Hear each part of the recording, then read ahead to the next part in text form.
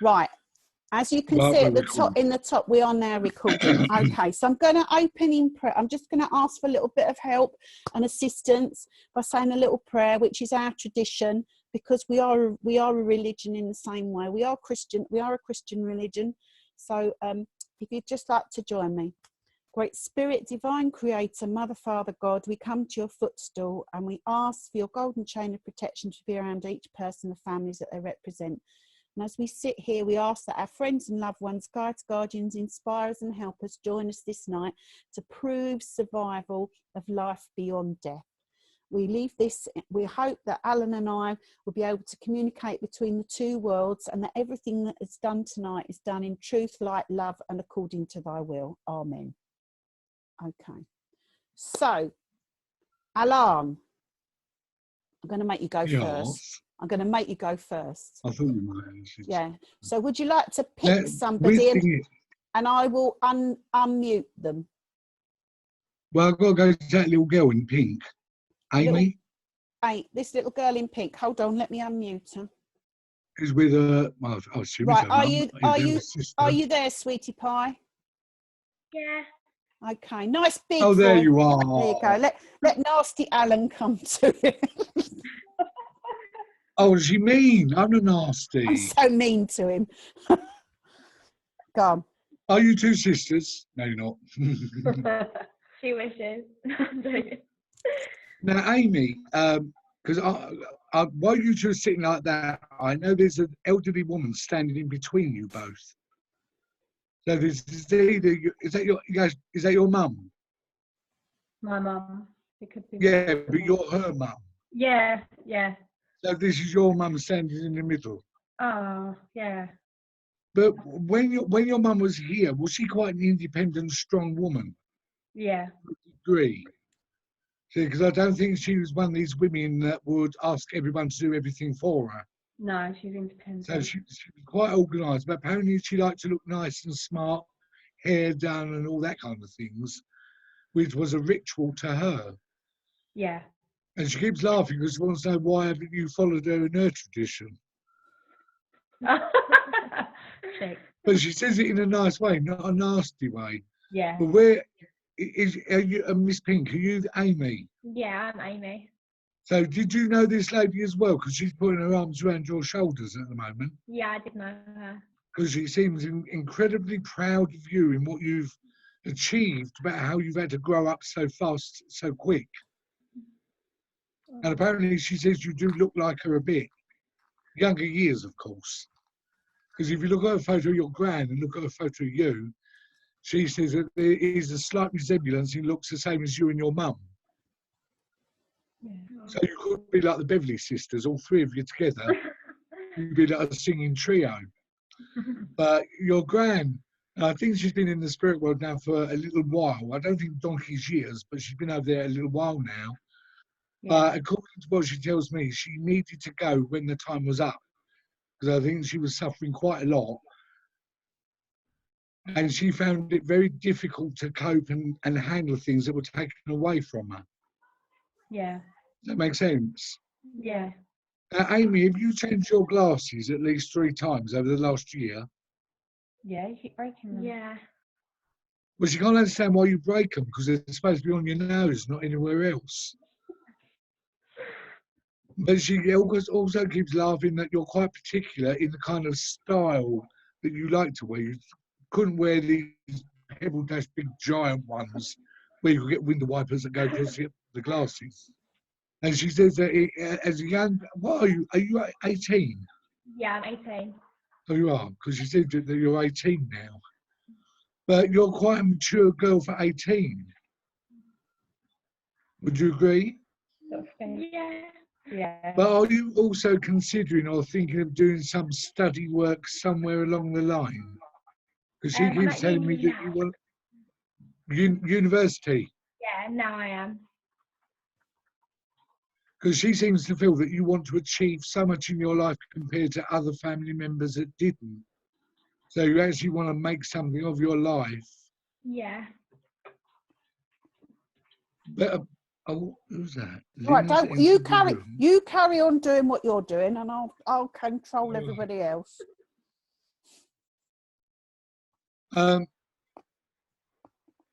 Where's she gone? Don't You've taken her off. Who? Where's Amy gone? She's still Amy, you there. just pushed her back in. Yeah, she's running a little slot. I need to see her face. Well, you have to move. You have to move along your page. Oh, there she is. She's back now. But is this right that you have, and she means this nicely, but do you have trouble with boys?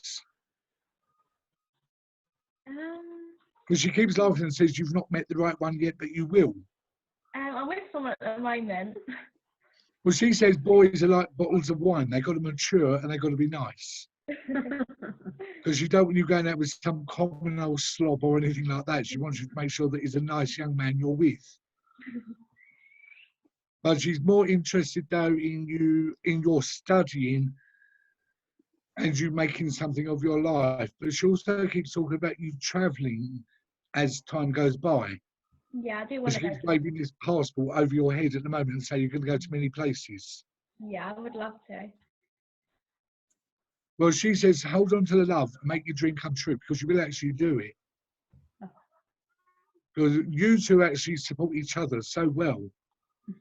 You bounce off one another amazingly wonderful for mother and daughter. Oh. Where most mother and daughters actually fight, argue and get jealous, but you two don't. We do fight. Yeah, but it's not malicious fighting, it's just No. like arguments. And Graham feels that you've got a lovely relationship that will just go on and on and on. Oh. And it would never be ruined. Because she keeps telling me that your mum wants what's best for you and is going to encourage you a lot more to progress further in your career and your life. Mm. But do you actually want to live in another country at some point? No, I wouldn't want to live in another country, I don't think. Good, because you're not going to anyway. But she says you thought of it, but tell you ain't doing it. But she's ever so proud of you, though. Oh. And where your mum's concerned, she wants to thank your mum for everything you did for your mum when she was alive, because you don't always feel you could have done more, I could have done this, I could. But she says you did more than what anyone else would have done for her. Oh.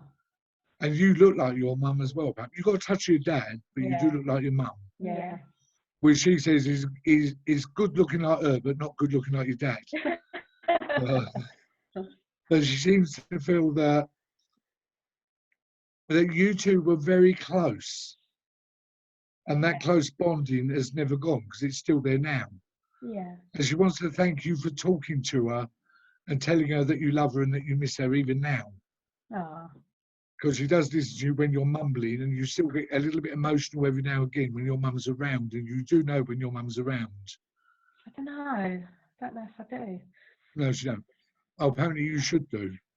Okay. But if you're not, she's going to do it again. So get the Kleenexes Right. ready. Okay. But your mum is mega proud of you, because you've actually turned out trumps as you've got older. She keeps saying you was a little wretch in your younger years, but you've actually turned out trumps as you've got older and older in your life. Okay. But there's still a lot more goals that she feels that you're going to succeed, and you will achieve them. Are you good at drawing or doing some form of artwork? No. Good, but don't bother doing that, because you'll fail at it miserably. But she does say you have got talents, but you don't put them to use. Okay. Hmm. And at the moment, she's standing right behind you because she keeps brushing your hair. So you must Oh. have quite long hair when it's loose. Yeah, it is. Halfway down your back, apparently, according to her. Or well Yeah. past the shoulders, anyway. Yeah, it is. But she loves you two so much. She really does. And she's not going to desert you. She's not going to leave you. Well, she will when you're asleep, because she don't like hearing you two snore. She's around during the daytime, though, because she absolutely idolises you two. Oh. Is your dad over there as well? Yeah. Because she keeps mentioning your dad. Now, your dad and your mum must be two totally different people. Completely different. Because your mum seems more nice, but she keeps saying that your dad's more like Jack the Ripper or Dracula in some My ways. dad A bit was stern. like commoner. My mum was posh. Well, she rests her case. So Jack the Ripper and Dracula. But she loved him in her own kind of way. Mm. And she still does, even though she says he's hard work, but she still loves him because you cannot break the love bond. But your mum keeps on saying that she will protect you both. She definitely will. Oh. And she wants to make sure that you achieve everything that you're both going to do in life because you so deserve it. Yeah. And she wouldn't just tell anyone that either. But she says you do deserve to be happy, both of you, in fact. And now, Mum, are you on your own? No, I've got a boyfriend. Is he good to you? He is, yeah. Finally Is he met rich? him. Is he rich? No. She says, find a rich man, get rid of him. But no, it's not about the money. It's the heart of the person that counts. Yeah. I don't know if she's right in saying this because she says it could be high maintenance. He's high maintenance. Yeah. Me or him? No, him. No, he's not. Is he below maintenance level? He's easy going. Oh, she definitely says you need a nice rich man, definitely. But no, stay with your man because you are going to be very happy with him. But that's all she really wants is for you two to be so happy in life. And granddaughter, she absolutely cherishes you like there's no tomorrow. Oh. You're like the diamonds and the pearls and everything on her neck, round her fingers and everything. Even though you could be a gobby mare when you want to be, but she don't care. She wouldn't change you for the world. She likes you exactly the way you are because she says you're family. You're old-fashioned. You're an old soul. And apparently you're quite gifted with the spirits as well. But you've got to have a career first and you've got to have a life first. And you've got to have 10 children. No, she's joking. Oh, God, who's that? Someone else is coming now. Don't worry, you carry on doing what you're doing. But it keeps going ding-dong. Well, it will do. But she says, though, that you're going to be majorly happy in life. Oh. And she's going to protect you and she's going to guide you. So wherever you are, she can divide herself into two people. One be with Mum and one be with Miss Pink. Oh. And she don't like your glasses, Miss Pink, so no doubt you'll go for another pair at the start of the year or somewhere in this year. She says it's very unbecoming. No one can see you. And you've got gorgeous eyes, but she says you're hidden with those big spectacles. Quite big. Well, she says you look like Deirdre Barlow from the 70s. So she wants a smaller pair so everyone can see your face. Because you've got, her words are that you've got an angelic face. No. Not angelic gob, but you have got an angelic face. But she loves you to bits. She really does. She loves both of you to bits. And she wants you to know she's not going anywhere. She's only a hop, skip and jump away.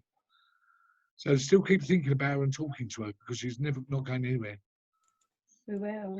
And she'll be reunited with both of you one day when you snuff it and go over there. But in the meantime, you've got a nice life to get on with. So take her love. I've probably gone on far too much.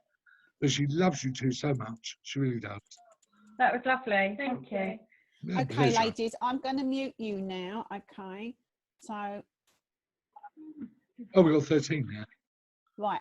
Do you want to do another? Have you got another one or do you want me to do one? No, I want to go to Siri. Okay, I'll unmute Siri. I know You might have to someone with unmute Siri. yourself, Siri. Yeah, There I'm you go. unmuted. There you go. There you are. Thank you. Now, I don't know why the God comes to you because this voice keeps coming in, going out, coming in, going out. Is your dad passed away? Yes. And has he been gone for quite some time? No, just over a week, 2 weeks. Oh, right, because there's no time in the spirit world, so you could say one Yeah. day, and I think 100 years. Yeah. But did he not get to say everything he wanted to say before he passed away? Yes. He didn't get to say it all. Because he keeps going on about his chest and his throat and his lack of weight. Yeah. Yeah, that's it. And that he dehydrated and lost every ounce of strength or muscles in his body, which made him, he said it made him look like a little baby again, and he didn't like behaving like a baby because he was always a very strong, constructive man. Yes. And apparently he says he was a good-looking man as well. Yes. So he's quite glad you've got a husband that follows in his footsteps of being good looking. Yes. But you must have been very close to your dad because he's right on your shoulders now. Yeah. And the weird thing about your dad is that he liked to give criticism, but good criticism, not bad criticism. Because he was Yes. very constructive in the way he would say things or address things or how he wanted you to know. So Yeah. he'd never lie, but he'd tell you the truth in different ways. Yeah. Yeah. Was he also in the war or the army? He was in the army, and And do you have a photo of him wearing his uniform? I do, yes. And that was when he was even more handsome than what he was as he got older, he says. Yes, it's just like him. And your mum's over there as well? My mum's not over yet. Oh, she's not. still You here. keep talking about your mum. But is your mum not well? Because he seems quite worried about your mum. Yes, she's not as well as she could be. But he keeps calling her a strong old horse, so she's got to be a strong lady. You don't just back down that easily. She's a strong, stubborn Irish lady. Oh, she's like the Trojan horse thing, so she's massive. She feels like a warrior princess kind of lady. But your dad, I don't think for 1 minute your dad was this man of lovey-dovey words and things like that. But he wants me to tell you that he did keep that word "you" all your life. He always has done. But he used to show you and do things in different ways to show you that he loved you. Yeah, yeah. But he seems ever so proud of what you've achieved in your life because you've set your goals and you've done them. So he seems quite pleased and he keeps waving his flag over your head that you've achieved this, but you've got a little bit. Hold on. Are you also writing a book as well? Not yet, but I've been starting to write in the last weeks. Well, he keeps telling me to tell you to keep writing because it will be printed and it will go out on sale. You can't buy it because he's dead. But if he was alive, he would. And he said that, yes, he said that. But he's so proud of you and what you've achieved and what you've done. But it's not always been easy. No. You've had some very strong, sad, tearful, emotional moments over the years of your life where you've not always coped, but you hide it well. Yeah. Because he says you're like your dad. You hide all the struggle, you hide the pain. Well, he says you're like a little snail. You go within your shell instead of coming out lashing and lashing. Yeah. So he's quite proud of you for that. All right. But he still keeps on telling me that there's a lot more achievement. Where you're living now, you lived there for over 15 years. No, we've just moved here You're going to be there for month 15 ago. years then. Yeah. Because he says that you're more settled there than what you were before. Okay. Yeah. Because you needed to find somewhere that was going to be, he calls it peaceful, quiet, and a nice environment. Yes. Yes. And you didn't get that in the last place, but you are in this place. Yes. He wishing you put up some more pictures on your wall. It's very bland to have bland walls, he says. Because your dad keeps on going on about photo albums of when you was little. When you was born, was you quite a chubby little girl? Yes, I was. Yes. Well, he's glad you're not chubby now, because he says you actually look wonderful now. That's sweet. But again, he's so proud of you, though, because because like the last lady, you do look like your mum. But you've got your dad's temperament. Yes. Yes. So you've got a bit of both inside you. But you're not what your dad wasn't Irish though, was he? No, he was South African. Because he keeps saying that you've got a dual nationality. You're like African and Irish. And Irish. Well, he'd rather you be South African and not Irish.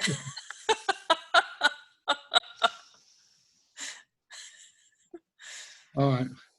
But he keeps going on now. I don't know whether you were going to book a holiday or go somewhere nice. But he keeps talking about going down into the countryside, but in this country, not abroad. Okay. And it's got to be somewhere by Devon, Cornwall, or somewhere around those regions. Okay. Because even though he says that he's laughing now, because he keeps saying, as your life's been full of crap over the last couple of years, it's actually going to progress a lot more and become a lot more happier as time goes by. But I don't know. Did your mum lose a child as well? Because he keeps telling me he's got a child over there that belongs to your mum. Yes. And did you lose one as well? Yes. Because he's just mentioned 2. In fact, there's 3. Right, hold on. But Paul, was he number 3 man in your life? Yes. Because your dad keeps laughing and says, 3rd time lucky. Well, he's saying that the other 2 were a complete waste of space, so he's quite glad you met Paul. Because there's that lovely bonding your dad says that you've got with Paul, where you both actually understand one another so well. Yes. And it's like a telepathic kind of link. He knows when you got the ump, and you know when he's got the ump. Because your dad says, where you're the woman, but Paul acts like an old woman when he gets the ump. But he's so pleased that you 2 are together, though, because there's a lovely unity that you've got of love, peace, understanding. He says that you bicker, but you don't fight. Yeah. This is true. That makes sense. That's true. Yeah. But your dad also keeps talking about you writing a diary or writing your memoirs down in a diary or a book of some kind. Yes. And Paul's got to do the same as well. But he says if he can remember that much anyway. But he does like Paul, though. He thinks Paul is ideal for you. Because your dad would want you happy with the right man. Yeah. And he says that Paul is the right man for you and you're the right woman for him. And if he wasn't the right man and he hurt you in any way, your dad would haunt him for the rest of his life. This is true. This is so true. You hear that, Paul? It's so true. I heard it. Because your dad is so protective over you, which is wonderful and is lovely. But he says that you've been hurt before in the past. He doesn't want to see you hurt again, but he knows you're not going to be. Yeah. There's a lovely, there really is a lovely love link that you've got with Paul. Yeah. And that is so important to your dad. And he says, can you take more notice that your dad's around you because you don't always know he's there. Okay. He'd even sent you a vile smell. I don't know whether it's cigarette smoke or cigar smoke, but he's going to do something. So can you say hello to him next time? I will. But he does, he won't say words, so I'm going to say it for him. He does love you so, so much. Always has done. And in a way, you were the apple of his eye, but you've always been the special girl in his life. Besides your mother, of course, he says. But you can become a special woman in his life. And he will do absolutely anything to guide you onto a better future. That's lovely. That's nice. Thank you. Does that help you? That's wonderful. Thank you, thank you, thank you. Thank you, Dad. Take your love, you, Alan. take love from the dad. And you, Paul, and say thank you, Dad, as well. Thank you, Dad. He says he's not accept no, it's it. It takes it. Thank you. That pleasure. Well, you'll go, Judith. Okay, I want to come to Paul actually because I've got you've unmuted yourself. I've got a lady here, Paul, and I feel as though she comes from your mum's side of the family. I feel as though she's on a grandmother vibration, but I don't think you really knew them that well because I feel as though they went to the world of spirit quite when you were quite young. Would you understand that? Not on the grandmother side. Grandfather, yes, but not on the grandmother side. Right, okay. It's just the impression that she's getting. My mother's sister. Right, okay. Would she have gone to spirit when you were young?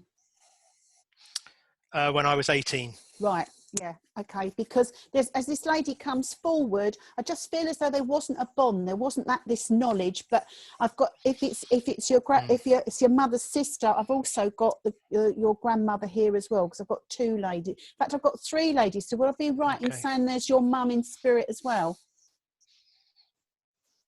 Is your mum in No. spirit? Right. Okay. Well, there's 3 ladies here that come in on that vibration, on that mother vibration, on that mother side of those generations. But what they're saying to me is, at the moment, okay, we're all a bit out of sorts. We're all a bit, you know, not knowing which direction to go in. But it's almost like you've had time to think, and it's almost like you're writing down and thinking about, what am I going to do when we've finished being in this situation? Where am I going to go? What are my priorities? How am I going to change those things that I've wanted to change for a little while in my life? Not your young lady, obviously, but other things, other influences around you, but things that you've thought, actually, have I done with this situation? Do I need to change the direction that I'm going in? Because there is so much out there for you, but sometimes you feel like you're this person sitting on the island with the piranhas going around the outside. It's almost like your own self-doubt. It's a bit like your self-sabotage. Yes, I'd like to. No, I can't. And I call that the self-sabotage. It's almost, and these ladies are saying, look, Paul, you can do anything that you want to do if you put your mind to it. It's whether your mind's in that right frame to be able to do that. But they want to encourage. You've achieved things in your lifetime that you never thought that you were actually going to get to grips with. And you've had to overcome things in your lifetime, and they're saying short lifetime. So I'm going to tell you, you're going to be here for a long time yet. So don't put your roots down and think that you're going to be cogitating in the garden or cogitating sitting on the sofa, because you're not. Okay. Life, it's almost like you've got this thing about life is for living. It's not for just sitting and watching it go past. Yeah. And you've had situations where you've had to sit and wait and hold on tight and be strong, and just have faith in whatever's going to happen. And these ladies are saying to me, look, we're here, we're supporting, united we stand, divided we fall. All right. I've got a gentleman here also. I've got a grandfather vibration here as well. And this gentleman gives me old school morals. It's, you know, mind your P's and Q's, stand up straight, you know, always polish your shoes, both sides, the backs and the fronts, you know. And it's almost like I've got this ritual of, on a Sunday night, putting my shoes on a piece of newspaper with 2 brushes and good old-fashioned proper polish to do them ready for Monday morning. It's almost like he's saying to me that you feel as though, I know at the present moment we're saying that, you know, we're not going out, we're not doing this, whatever, but it's almost like you're not planning for your Monday mornings. Does that make sense? And it's you need to plan every day as it comes along, and just accept whatever's happening on that particular day. Because he's saying to me, don't set your ambition too high, and don't set your expectations too low. Because sometimes you say to yourself, actually, I would really like to do this, but actually you make the goal so hard to achieve that actually you get fed up halfway along the pathway. Does that make sense? And what he's saying to me is, I'm here to hold your hand. I'm here to give you strength. I'm here to make sure that you've got your best foot forward. Thank you. I feel as though, lovely, thank you. I feel as though life to you is a bit like a library. I take the book out, I read a little sample, I put the book back. I'm going to say to you that it's about taking all those things. I quite often say to people, life's a bit like a journey on the M25. We get on the M25 at junction 1 and we travel around and we go off on different junctions and come back on that main road, good, bad or indifferent. There's some places on that road I'd never ever want to visit again. And there's some places on that road that I can continually do. And it's about taking those things and taking those experiences and saying, actually, I achieved this. And actually, I'm going to move myself forward. And actually, anything is important. It's every breath you take that helps you to climb that mountain. And mountains are self-made. It depends on how we smooth how we smooth the road out. Does that make sense to you? Absolutely. Okay. I'm going to say to you that there is a lot of information working on psychology and counselling and listening skills and all those kinds of things that you need to put down in the everyman's diary of the idiot's guide on how the mind works. Would you understand that? Because sometimes you come out with something and you think, crumbs, where did that come from? And actually, you are influenced. You have a spiritual side. You are influenced. You do ask for a little bit of divine intervention. You do ask for a little bit of help. And there's nothing wrong with that because, you know, I taught my daughter to cheat in spelling tests because she can hear spirit. You know, she was 5 at the time. But it's not cheating. It's not cheating because your higher self is telling you the information. So when you get that gut reaction, that gut feeling, that gut want, it's about you putting it down or writing it down to make sure, because your experiences help other people and other people's experiences help you. I'm going to say you've got a very philosophical side to you. You're quite a deep man. You are a communicator, but you're quite a deep man. And there are some things that you keep to yourself and your God. Would you understand that? Because this gentleman is saying he was a very, very deep man. I want to say to you that there's an anniversary coming up in the next month. So we're going into May, June. There's a birthday in June coming up. Okay, connected to this gentleman, or an anniversary. There's also a birthday in September. But I want to say to you, for a little bit of clarity, I need to give you some rose quartz, some clear crystal, and some amethyst. So amethyst is for clearing, it's the decluttering. And I'm going to say, when you moved, you had to put in boxes things that you hadn't actually unpacked for years. And it's almost like they're still sitting around. Would you understand that? Or it's either things or thoughts, or they're talking to me about you filling boxes with things that you no longer need. Would you understand that? It's not physical, it's hypothetical. I'd have to sit with that one. That's not okay. That's okay. I've just asked. There are some things that need leaving in the past. They need leaving in the box, and every now and then, sometimes. Yes. Okay. Yeah. You understand? Okay. Yep. It's about leaving them in the box. Just leave them in the box. Put the box somewhere, or chuck it down the well of life. Okay, and put it down to experience. I do a meditation about chucking things down the well of life. People put people, suitcases, things, houses, all sorts of things down this big well. And it's about being sure that your soul wants to get rid of those bits and pieces. But I feel as though they've been sitting around for a little while and they need a shift. I want to give you the name of George. And I want to give you the name of Albert. And there's a Lillian, and there's a Lillian somewhere too, or a Lily. Yes. Okay. Yep. And there's an Edie. Lily. Yeah. And there's an Edie or an Edith. Yep. Okay. And there's an Alice. Edith. Yep. And Alice. They're all. Yes. They're all coming in. Okay. They're all coming in and going, we're having a party now. Okay. And consequently, they want you to know that no matter how lonely or how isolated or how desperate you feel, they are always there to support you. They're always there to listen. They're always there for you to reach out. You send a lot of thoughts out to people here on the earth plane on a healing vibration, and I'm to give you a blue candle that's healing ad infinitum for yourself back from the spirit world as a thank you.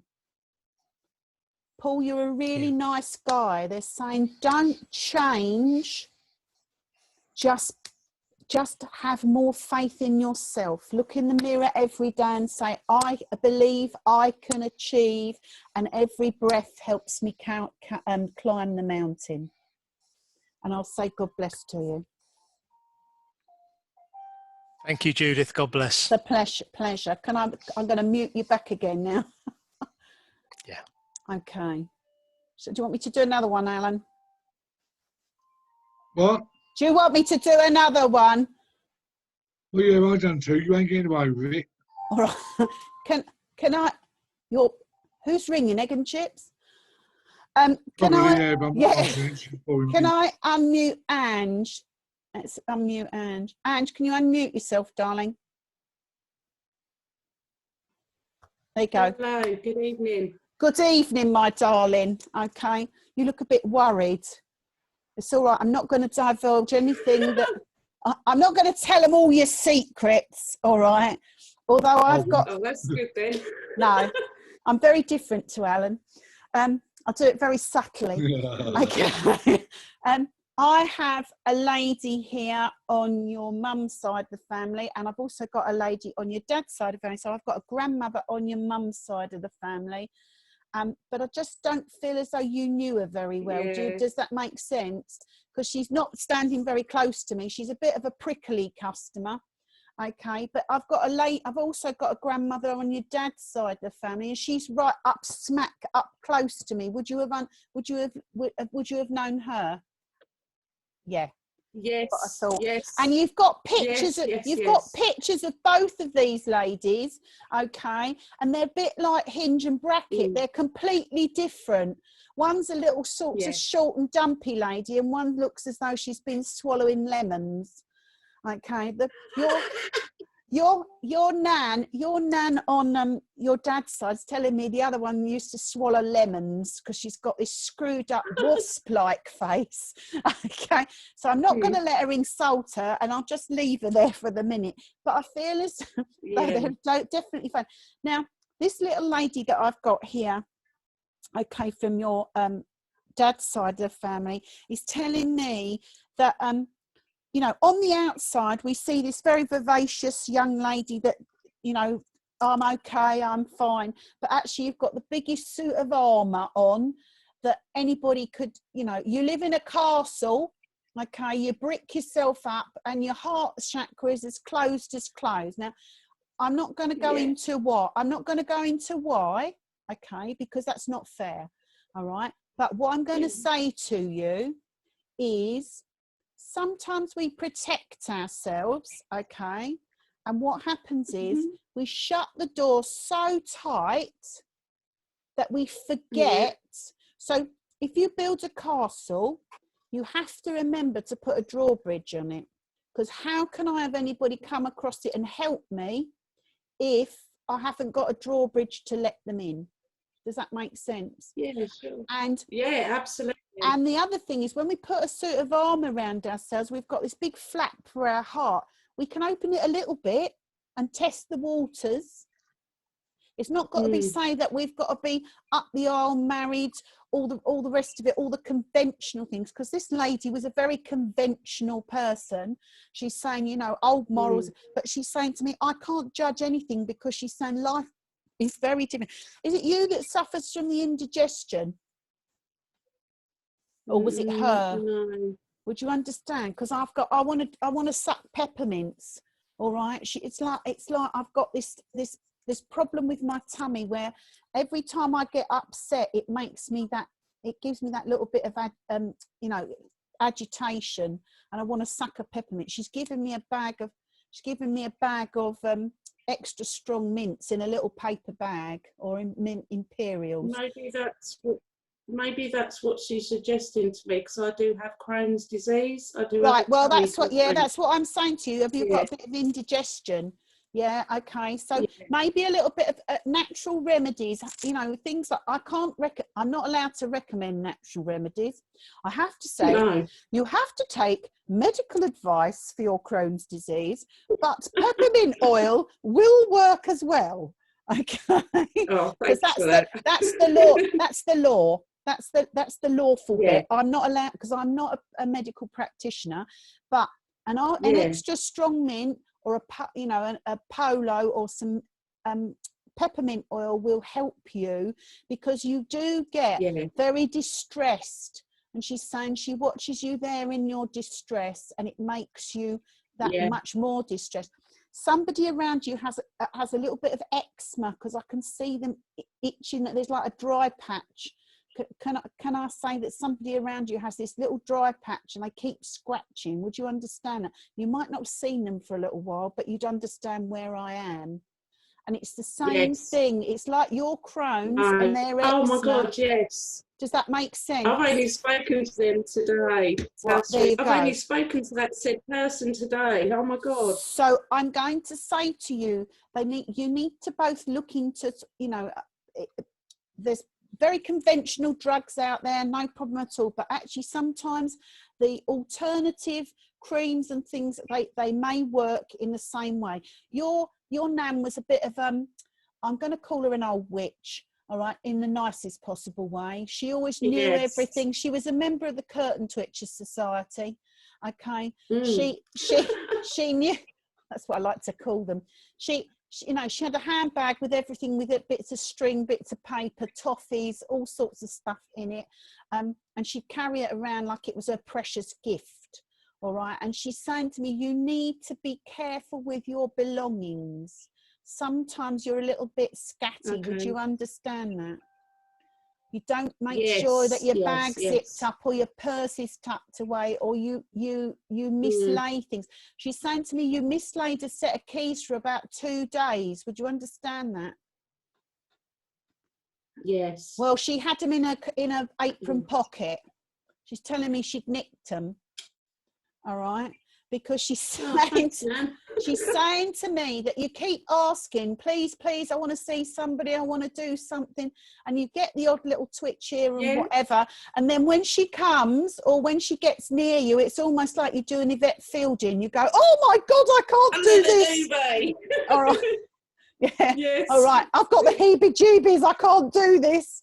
You get a little, you get this feeling that she touches you on the top of your head.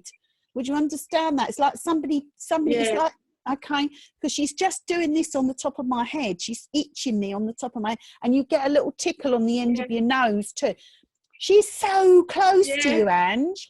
All right. It's almost like she said, you're lying in bed and you're thinking, right, who's here now? Can I see them? Can I hear them? Can I feel them? And then you pull the covers over your head and go, oh my God, I'm too scared. Does that make sense? Okay, so know that there. God. Okay, there is the name of Sylvia. I don't know who Sylvia is, or Sylvie. I feel as though this is one of Nan's. Yeah. Okay. Yeah, I know Sylvie. And there's also a Joyce. Okay. There's a Joyce in spirit. Okay. I can't place a choice. That's all right. It's not a test. But certainly Sylvie. It's definitely not a test. You've got a ring that belongs to Nanny. If you haven't got it, it's still here on it's not the significant one, she's telling me. She said she had a box of toot. She had a box of little bits and pieces that was left. Would you understand where that is? And there's lots of it got shared out. Okay, and and there's lots of photographs of her, not as a baby, but as a younger woman and as an older woman. Would you understand that? And it's almost like you want to pick. I feel as though you want to pick two and put them in a frame. This is what she looked like before, and this is what she looked like after. Would you understand that?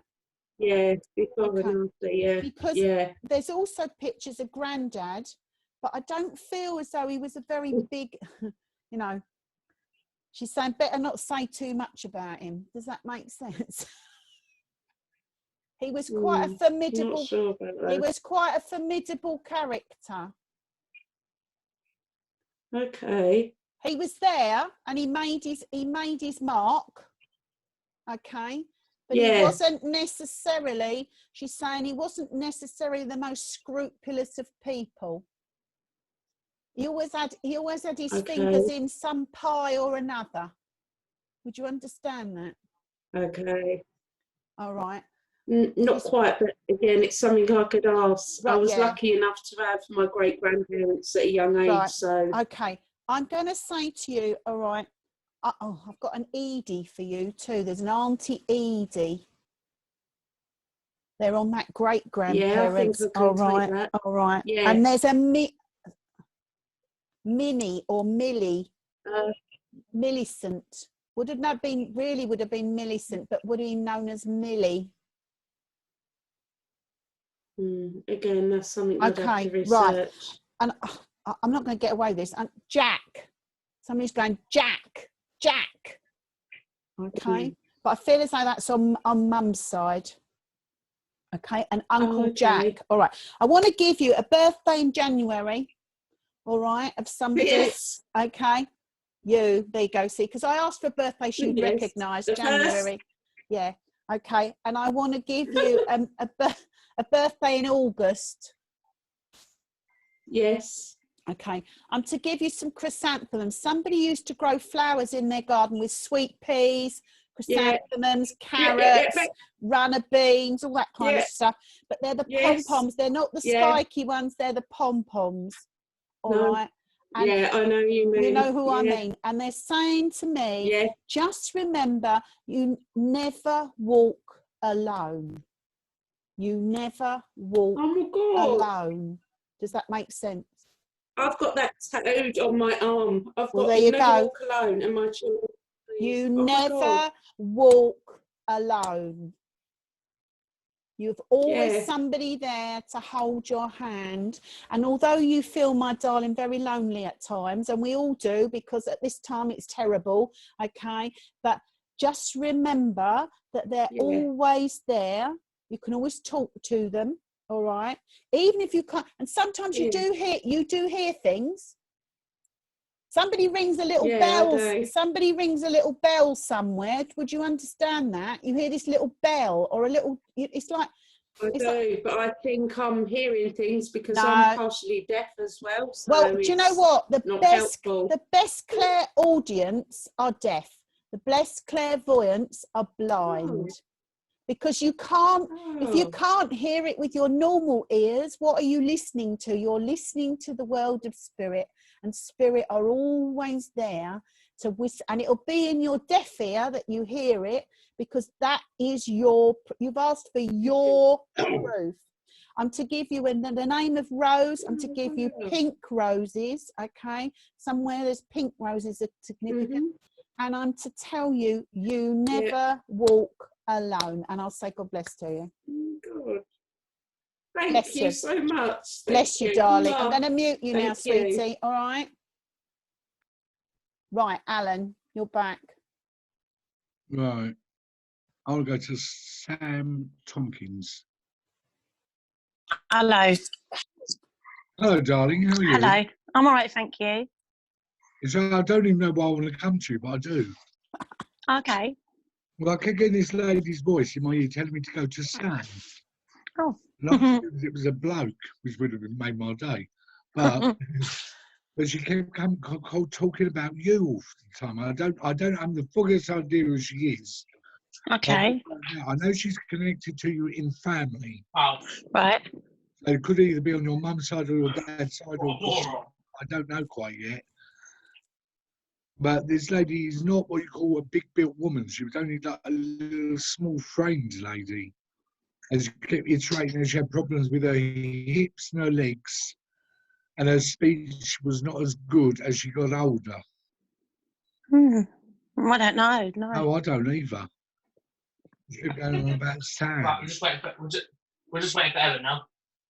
I think she's been over there for quite some time, but she just told me she died of cancer. No, I don't know who she is. Don't know, it doesn't ring a bell. No. I've got someone else. I don't know, I wish she's not being very clear about it. We're just waiting for you, Ellen. I want her more connected on your mum's side. Do you know a lot about your mum's side? Yeah, I know more about my mum's side. Well, I know she's not a granny, that I definitely know. Right. She more so comes on like an auntie kind of link. She keeps looking at you and pointing and smiling at you now. Oh. Creepy, eh? Yeah, very. But she's been in spirit life for quite a long time. And there's got to be photographs of her, but black and white photographs that she keeps talking about. So she wasn't around when colour photography was around. Oh, I don't know then. I don't know. Well, I would tell her to go away, but I can't because she won't go. I'll tell you, I'll give you the 3 things that she tells me to tell you. If we hit on that, then I'll have to keep her. Are you a very emotional kind of lady? Yeah. Yes. And like the old saying goes, do you wear your heart on your sleeve a lot of the time? Yes, I do. And do you not always say exactly seem what to be you the only want one to say? that's got You it, plan yeah, it, but you don't say it. Yeah, sometimes. You're more of a keep the Probably just peace, doesn't don't like- fight. probably just Yeah. Yeah. But she doesn't does like say that people. once you do get the ump, though, you can fly off the handle at times. Yeah. Yeah. And it doesn't matter whether it's with man or woman, but you can stand your ground quite well. Yeah. If I And need apparently- to. And apparently you have smacked a man in the past. Yeah. But she seems to know you at the moment. Good on And ya. do you also wear glasses? Because she keeps putting glasses on your nose. Have a CDM. No, I don't wear glasses. Well, she's putting a pair on your nose, so I don't know whether you need the opticians. Okay. Because she seems to want to look after your eyes. Okay. But is there also an issue with your legs? No, not mine. Oh, it's not yours, but you would understand why she's going on about legs. Yeah. But I know this For the lady council in the seems, lobby later. I know this lady seems to want to. She calls it to try and guide you on a different pathway to the one that you've been on, because it's not always been happy. Yeah. And everything she says that you plan to do, you don't do it, or you change your mind. I have done, yeah. But you are a believer in the afterlife. What? Yes, I And you have do. done for I do. years and years and years. It must go run down in your family as well, on your mum's side. Yay. Yeah, yeah. Because apparently she says that you have this wonderful empathy with people, but certain people, not everyone. Who's that singing? Somebody got I don't know who it is No, though. nor do I. But I know she's Have you connected got- on your mum's side. Have you got a Although name? very rarely give me names, but I'll ask her. Oh. Well, the only name she's given back to me is either Anna or Annie. Chew. I'll have Ask to your ask mum, my but she mum. claims that you do know her. Or you've heard about her. I know her. But she's adamant, Annie or Anna. definitely adamant that she's on your mum's side of the family. Okay. A bit shocked. I'm always shocked, don't worry about it. And I listen to me in my ears, so you'll be more shocked then. But this lady seems to want to put you on a totally different pathway to the one that you've been on. She Right. believes that there's a lot more to come out of you than what you know. Okay. Would you regard yourself as a clever, intelligent Oh, do you want to woman? go in, mate? Yeah. Well, I'd like to think so. No, wrong answer. She says yes because she agreed with you when you said yes. Oh, okay. That's good. But also she seems to feel that you're good at dealing with other people's problems, but you don't like people asking you about you. Yeah, maybe, yeah. So you'd actually be quite a good counsellor in sorting out everybody else's life. But where your life's concerned, you're like a tortoise, you'll go in your shell. Yeah, yeah, that's true. Yeah. And she also says that you do a lot of deep thinking, but you Who's don't that in the- express what you're thinking. You tell people little bits, you don't tell them everything. Maybe, yeah. But she says you do. Because she actually believes that as time goes by, you're going to become more expressive in all the things that you know you can do. Because a lot of people, she says, I don't know whether it's family, have held you back. She wants to lift the gate up so you can start marching forward and show people who you really are. Okay. Because she says at times you can love yourself, not love yourself, like yourself, not like yourself. And she wants you to love and like yourself. Okay. Because you worry about every Tom, Dick and Harry, you worry about everyone else, but you don't put you till the front of the queue, you put yourself back in the queue. Yeah, that's true. Yeah. So this, for some reason, she says this is going to change and it's going to stop. And you do talk to the spirit world quite often. You may not be aware of it, but you are. And that's why she's saying that she's come through today to reassure you that your pathway is changing, but it's going to change for the better. I couldn't even get their team name because their team name. Oh, that's good. Well, she keeps saying it's well overdue. Okay. It's a bit like when you plan it, there's always someone there to ruin it or bugger it up, and you don't do it. So this time, she says, if you do it, you're going to do it.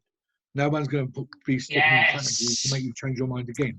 Yeah, get that. Because you keep saying that you've looked after everyone else all their Now life. tell me it's too early. Now it's time Yeah. to look after you. Right, okay.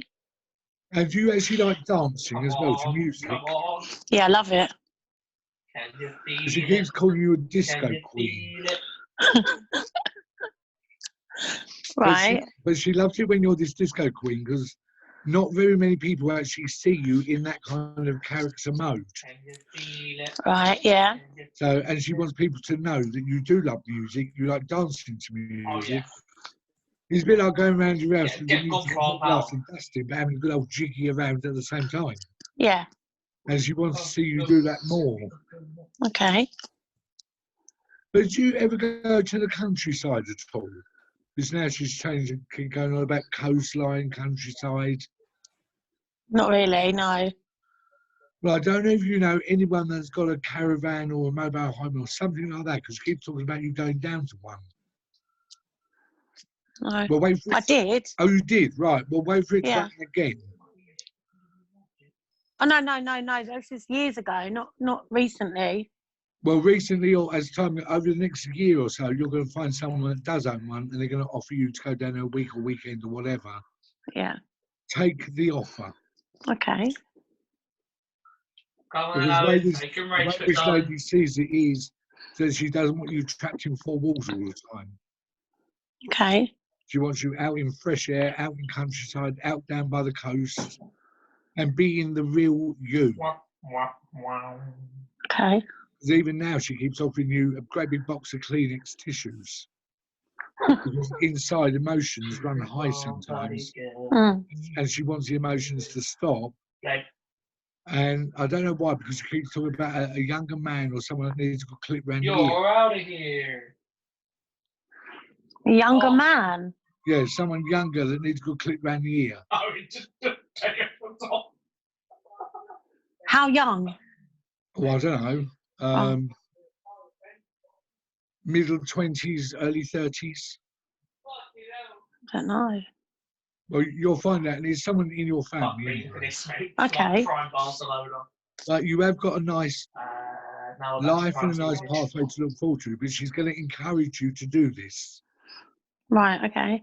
Because at the moment she says you're like a toadstool, but you're not going anywhere. She wants Fucking to go good David somewhere, Goliath go back. there. Because you've got Hmm. a heart of gold, you're a lovely soul. And did you say Annie or Anna? Is that what It's you either said? Annie or Anna. I'll say more Annie. Annie. Yeah. And she's a little lady. Yeah, she's only about 5'2", 5'3", no taller than that. Okay. And she had good skin as well, apparently, before she died. And do you know how long? Oh, that'd be like, there's no time over there, so 1 year for them is about 20 years. No, but was I born? Yeah, you were When she- born. You well, apparently she says you did know of her. I did know of her. Yeah. But she's definitely in photographs, apparently. Okay. And she said she loves you, and she don't send love to any Tom, Dick and Harry, Martha, Bert or Jean. Okay. So she's quite protective over you and seems to want you to follow the wisdom, she calls it, that she's given you, because it will all pay off at the end of the day. Okay. And she wants to see your smile come back a lot more. Hmm. I'm shocked because I don't know an Annie. You And will. definitely from my mum's side. Definitely 100% from your mum's side. Okay. So check Right. her out. That's all she wanted to say. I thought, well, I'll pass it on. Otherwise, I wouldn't have come to you. Yeah, okay. Thank you. Thank And you. take her blessing. Yeah, I will. Thank you very much. That's okay. Okay. Right. Done, Judge? Okay, where am I going to go? Is Miss Dominique's dance still there? Hiya. Yeah, she's still there. It's just you were frozen. All I could see is your picture, and it was like you were frozen. Okay, my darling. What's your first name, sweetheart? Michelle. Michelle. Excuse me. I'm just going to get out of the way, cat. Right. Okay. That's right. They're trying to knock my candles over. Right. Okay. So Michelle, as I come to you, okay, there's a host of people here for you. It's almost like if I said to you, you're the spirit inquirer, you're the one that wants to know the ins and outs of everything. You want to know how it works, why it works, how they get here, what they do, etc., etc. Would you understand that from the spirit world? Yes. And you've always been like that. It's almost like you were born ready to talk to spirit. Would you understand that? Yes.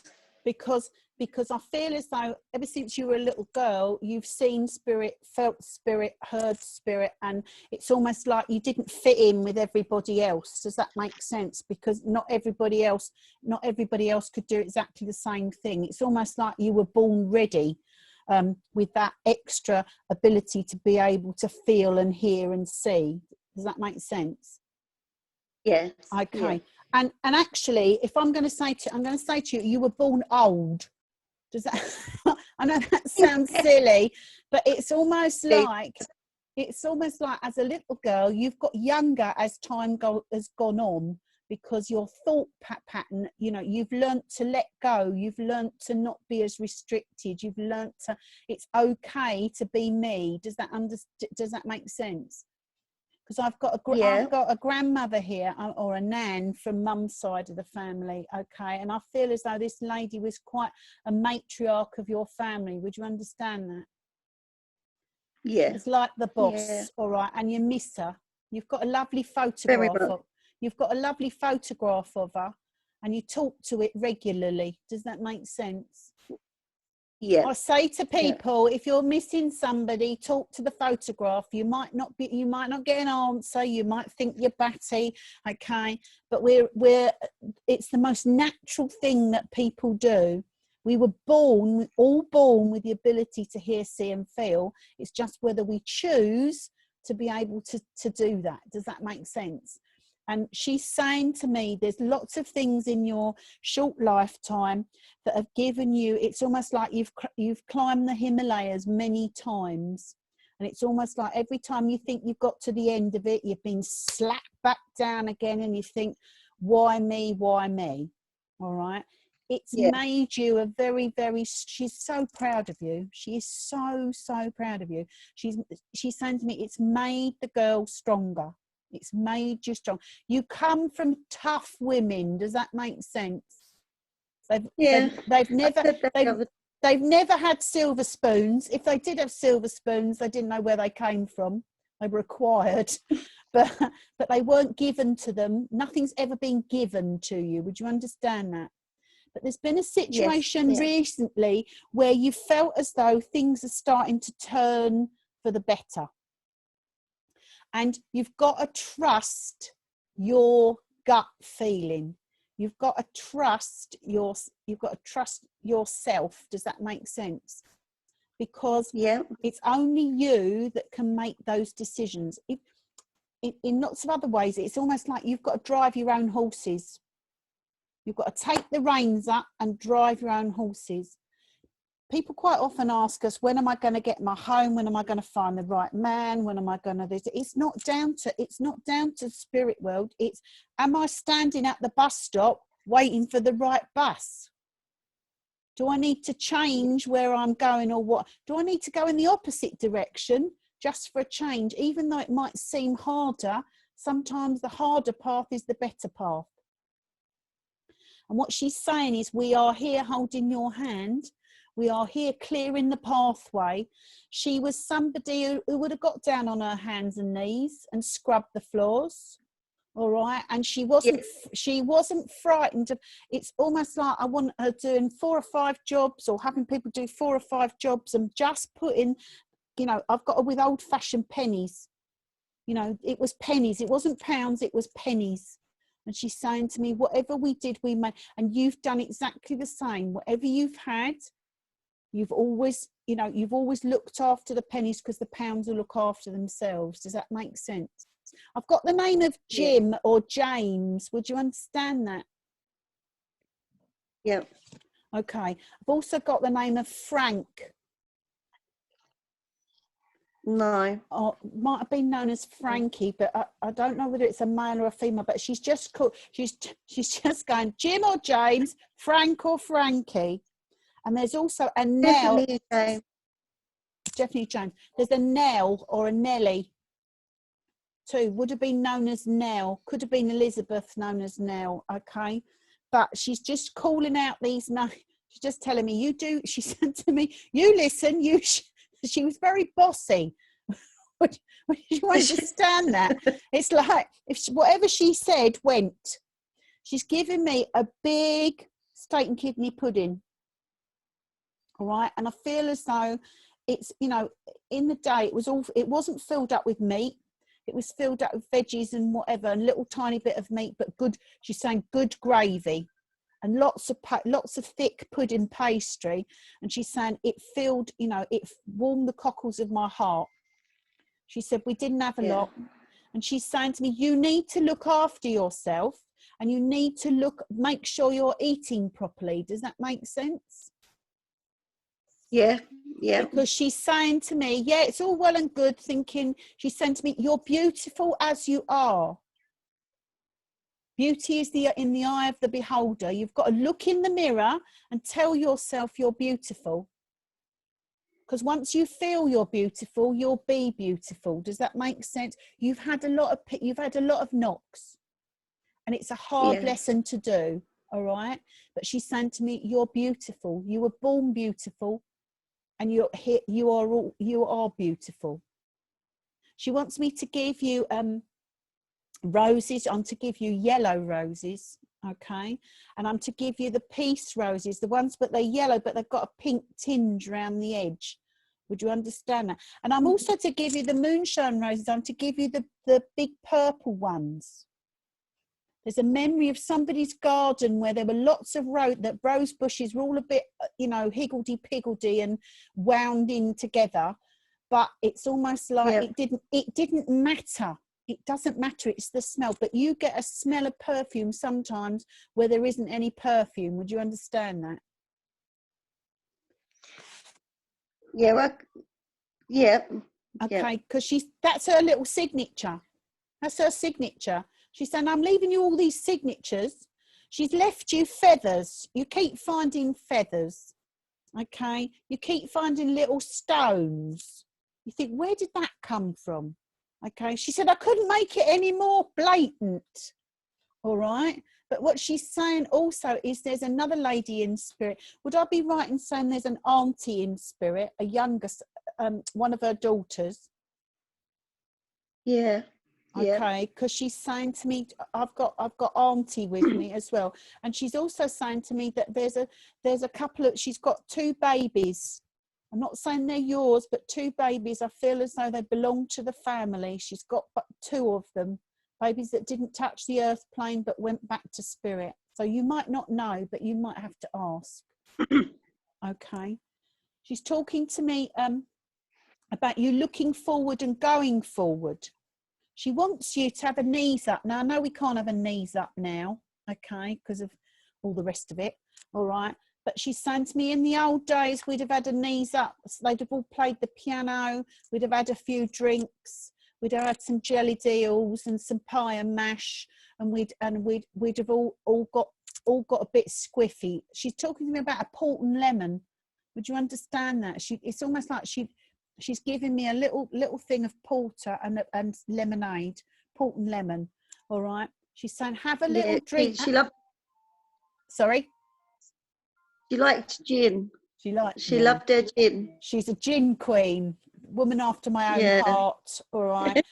She's giving you a little top to say, keep your spirits up, darling. I'm here to support you. I'm here to look after you. And when those wee hours in the morning get too much, just call my name and I'll be there to stroke your hair. All right. And I feel that she would do that when you were a little girl. Does that make sense? All right. She's there looking after you and making sure that things are going to go more smoothly. When we're out of here, she's saying, you're not an indoor person at the best of times. She's saying, but when we get out of here, it'll all start to move forward for you, but you've got to be in charge.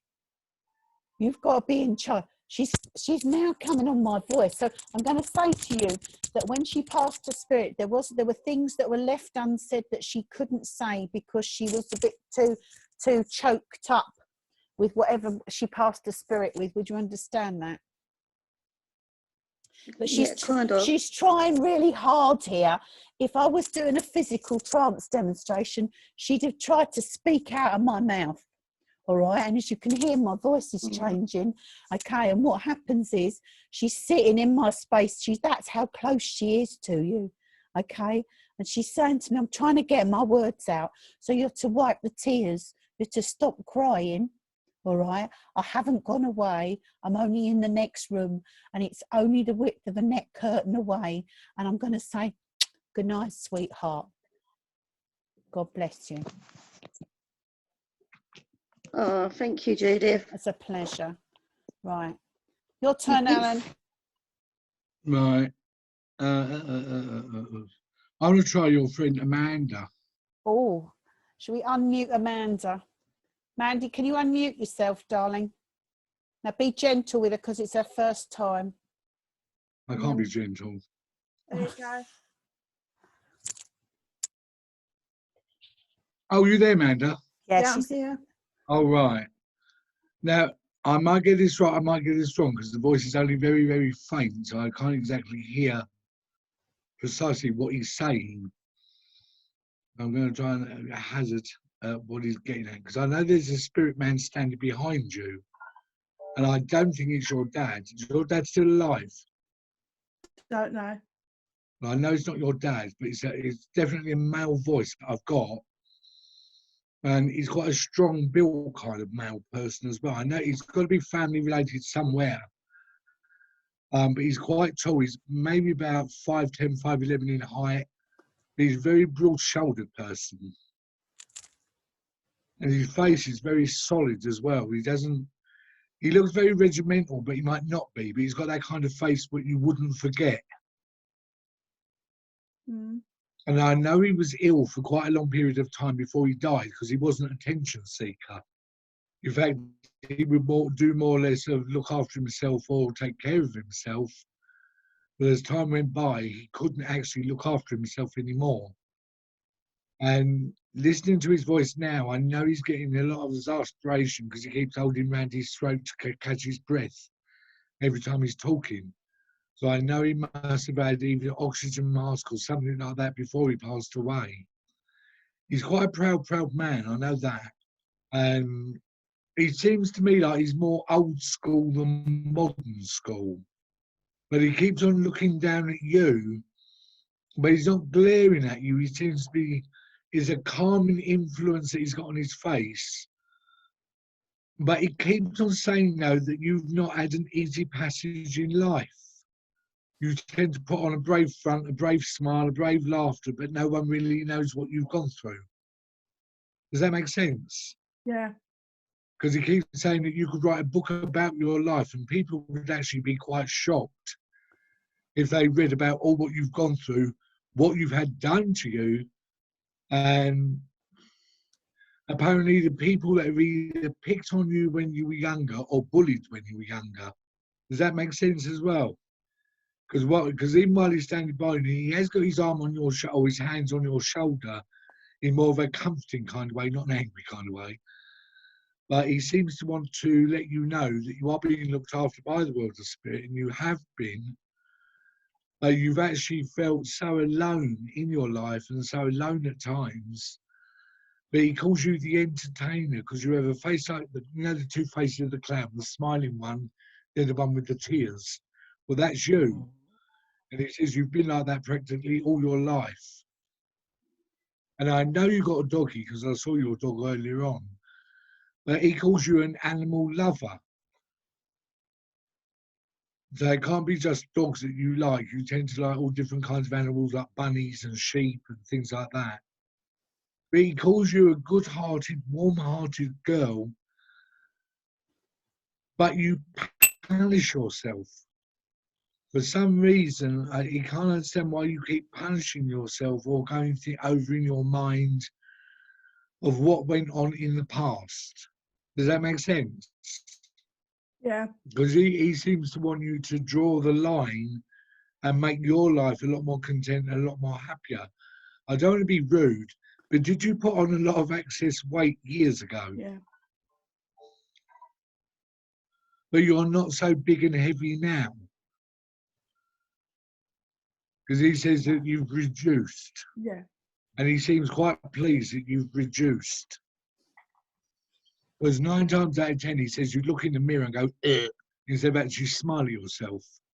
Where now he says he sees a glimmer of your smile, but not much of it. But he seems to feel that you've got a lot more to look forward to, and you are a people's person. I know Judith says that you work with her, but take that out of the category, and you are a people's person because you're there for everyone, but you don't let people be there for you. You're a bit like Mary Poppins in drag. You're there for every person, but when it comes to you, it's all, no, I'm fine, I'm safe, I'm happy, go away, leave me alone. But really, this man says that you are unhappy. Where you gone? She's still there. Still here. Oh, there you are. But really deep down, you're someone that's reaching out. And he tells me that you have got friends in your life, but selective friends. You haven't got hundreds and hordes and hundreds and hordes. But he does say you're a very polite girl, bit gobby at times, but you are a lovely, polite girl that gets on well with everyone. But the minute someone wants to get to know you better, you put that old cloak around you quick to stop them from coming to get to know you. But is this right that you're quite a good cook as well? Because he keeps on laughing because he says you're self-taught. Oh, yeah. You've actually self-taught yourself a lot of things in your lifetime. But the main weapon he's quite proud of you for doing is you self-taught to survive, protect, and look after yourself. And somewhere, I don't know, because he keeps wanting to get out his leather belt and whip the family, because he doesn't believe that you've had a real lot of support off of them. So that's mainly why he says that he's so proud of you, because you've never got nothing off of them, but you've done this journey on your own in life. Sometimes it's been with floods of tears, inside and outside. But again, he reflects back to the two faces of the clown. He wants to get rid of the sad clown and make you the happy clown all the time. And even though you've never really, he says you've never really experienced ghosts or spirits or things like that, but in your own way, you do pray that your life could become better. And there's so much more.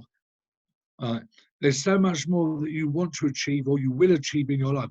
Do you like, oh, come on. Have you ever been on a boat or you like sailing? Yeah. But this is on the ocean, not on a little lake. And is your passport up to date? Yeah.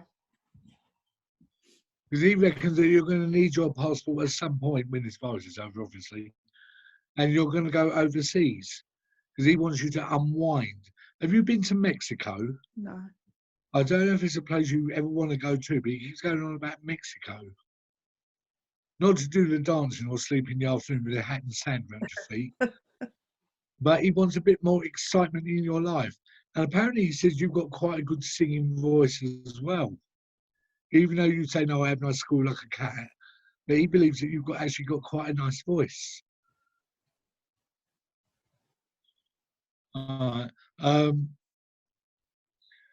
Do you dye your hair? Because he's looking at your hair at the moment. He keeps saying, oh, look, she's got grey there, grey here, grey there. But Yeah. he doesn't care whether you're grey, but you are a young at heart girl, but you're a woman as well. But you've never really had the young at heart girl feelings of excitement and everything like that. But you're doing it now in dribs and drabs.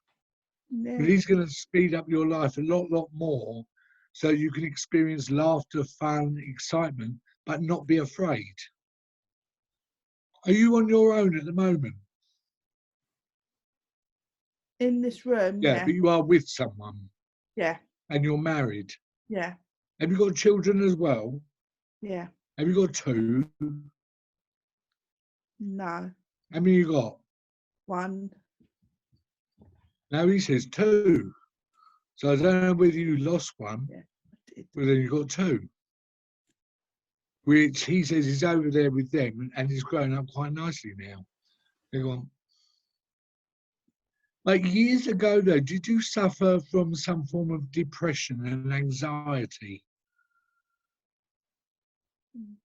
And I'm saying that nicely because he says again, that's the past. It's not present day.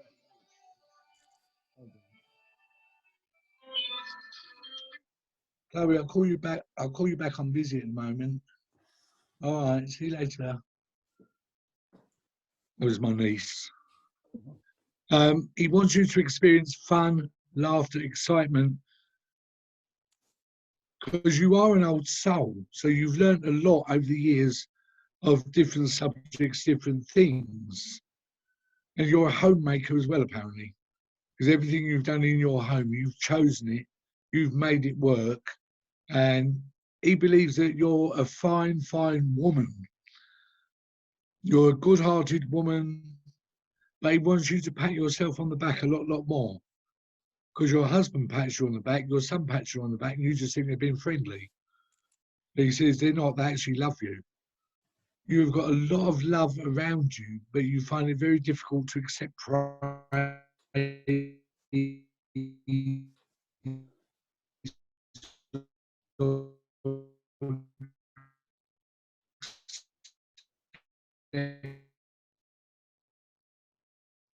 You froze, Alan. Good things coming in your direction because you don't. It's one of those pointed at kind of things. Do you wear a uniform? Yeah. Has the uniform changed over the last 5 years? Yeah. Because he seems to refer to this uniform as like having stripes on it, like you're a sergeant major or a corporal or something like that. Because he keeps calling you higher ranked.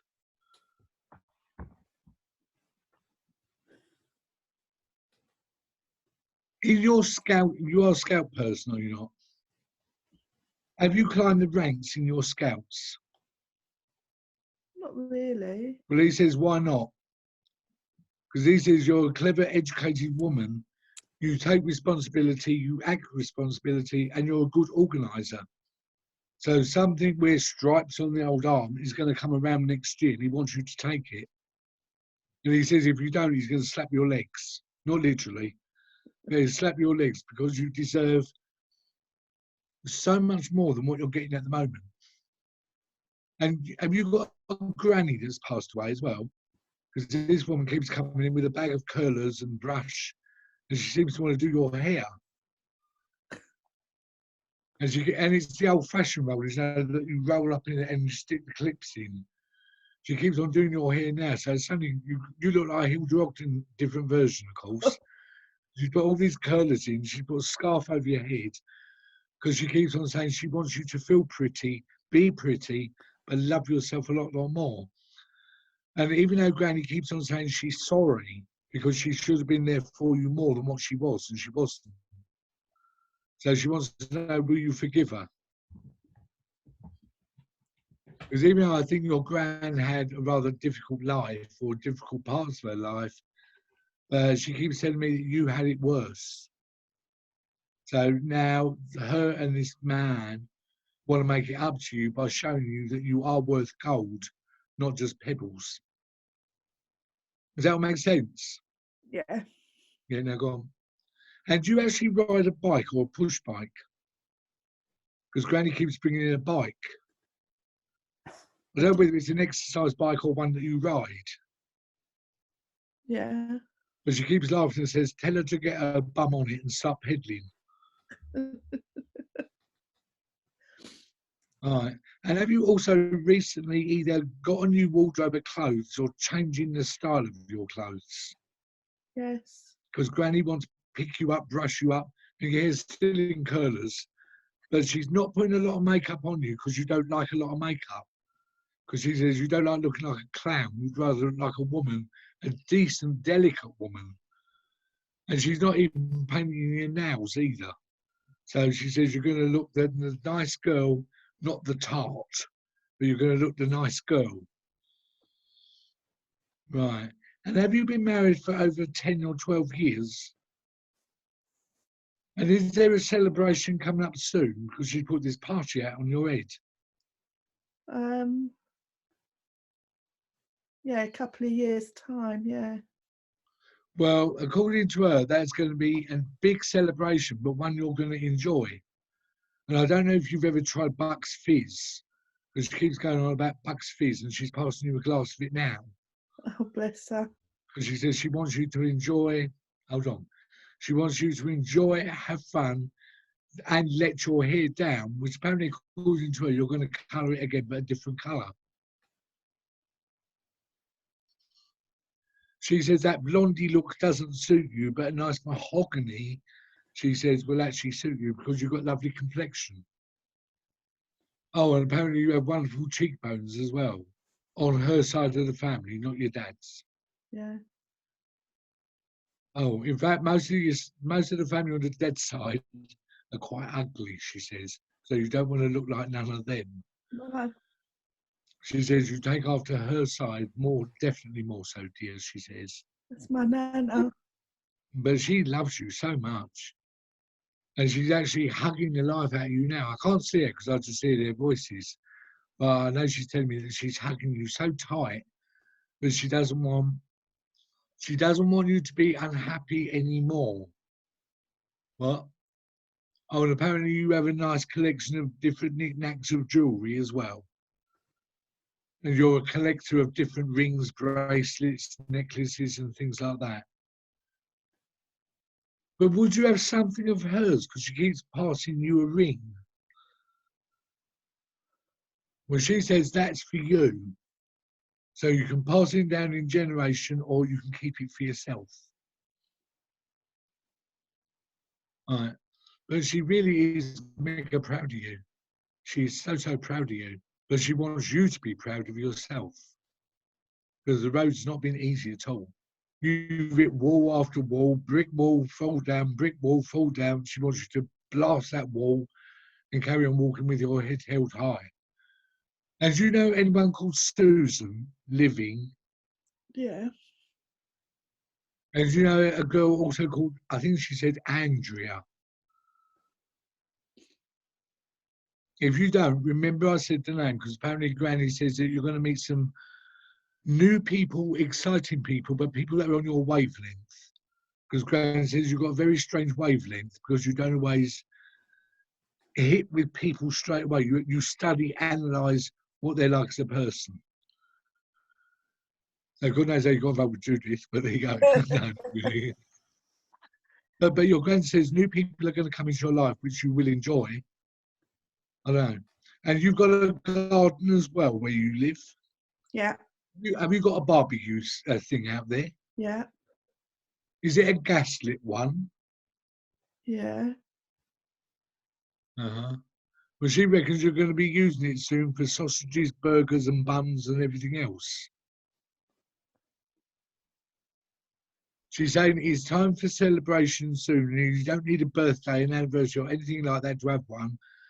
But she believes get that old cooker in the garden working and you can have some burgers, buns and sausages and things that are going to make you happy.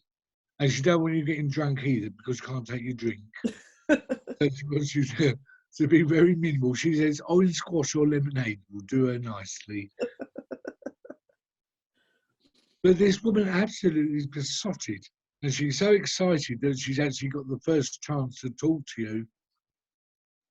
Right. Because she's telling me now that you do think about her quite a lot.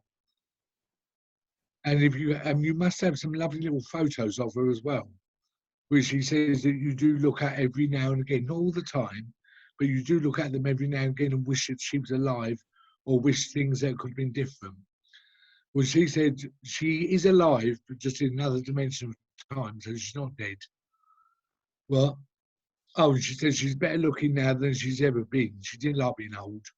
So she likes looking young, youthful, vivacious, she says. But she wants you being young, vivacious and good looking. Because you do deserve it, you really do. What? Oh, and apparently your father needs shooting. Definitely. Says he needs shooting, you know, with both barrels. Yeah. So she's a great believer in what comes around goes around. So no one gets away with a crime, she says. They always get their comeuppance in the end. And she says, by God, that man will get his both barrels up his rear end. She won't say the other word. All right. She wants to know, has she made you happy by talking to you? By me, of course. Yeah. Yeah, no, she's happy. Well, now you know she's, well, oh, now you know she's there. When you're on your own sometimes, do you ever get a whiff of a perfume or a flower?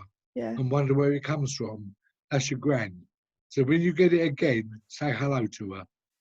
Because she's been so eager to talk to you.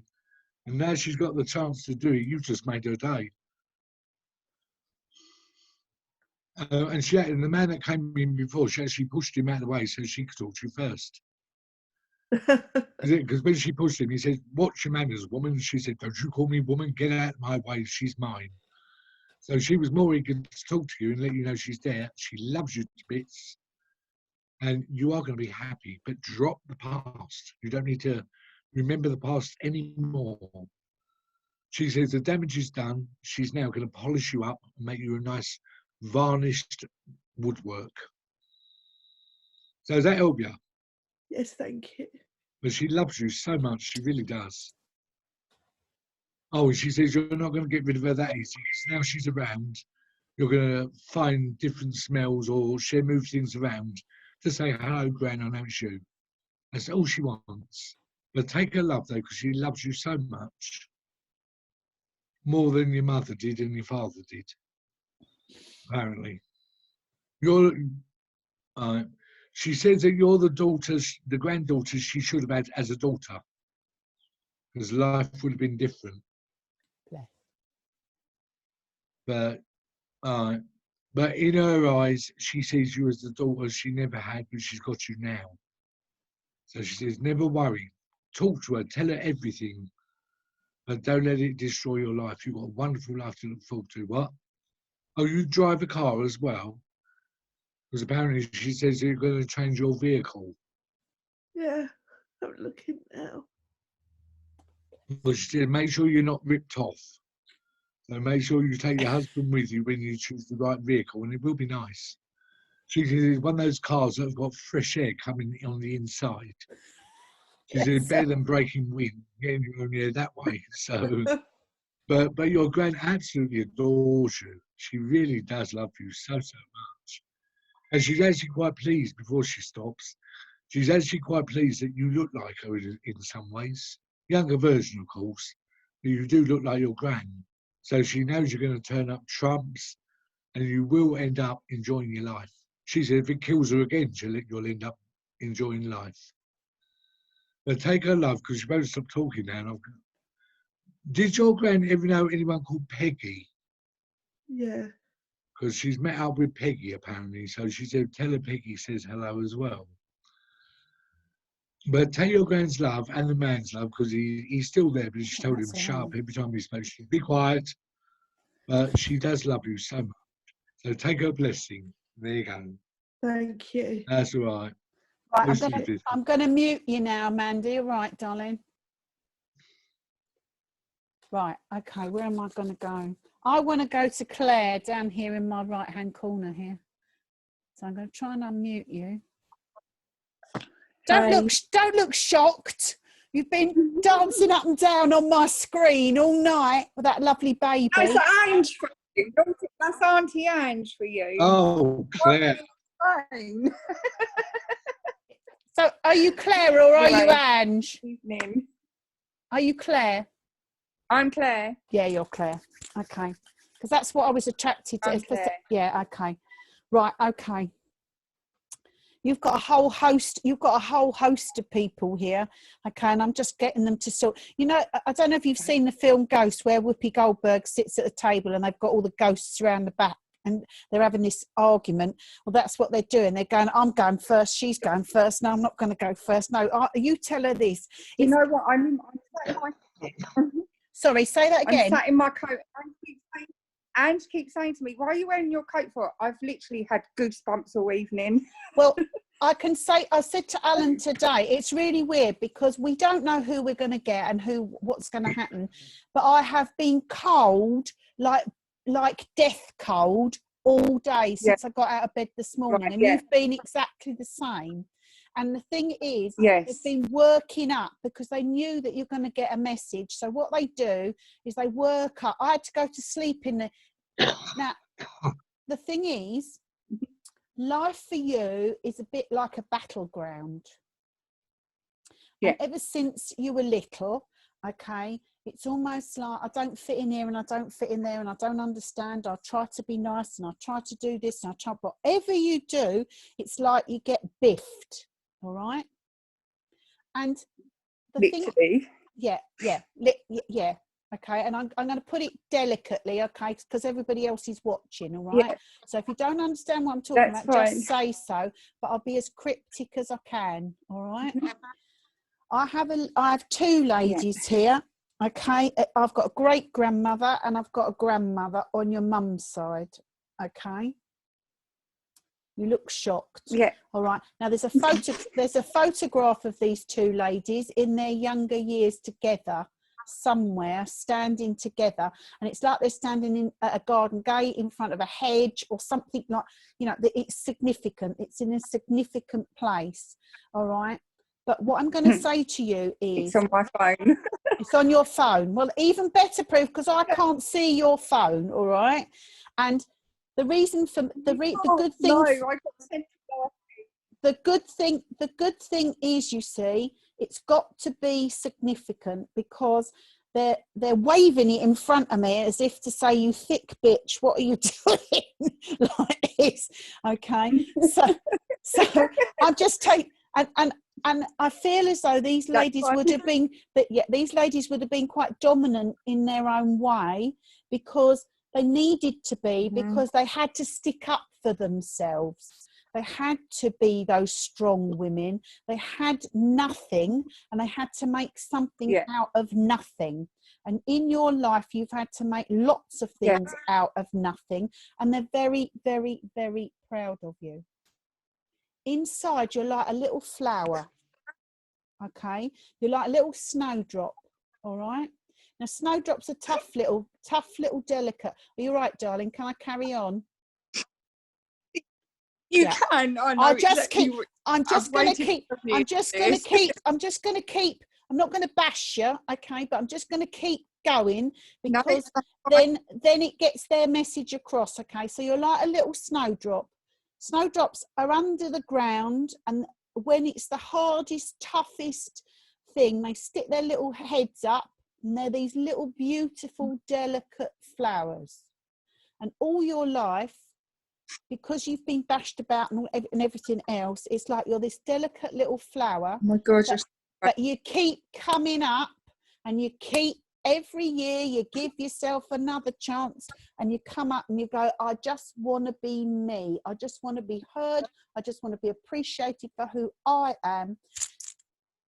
I'm going to say to you, darling, it's time that, and I want to call you darling because they're saying to me, just call her darling, okay? It's almost like this term of endearment.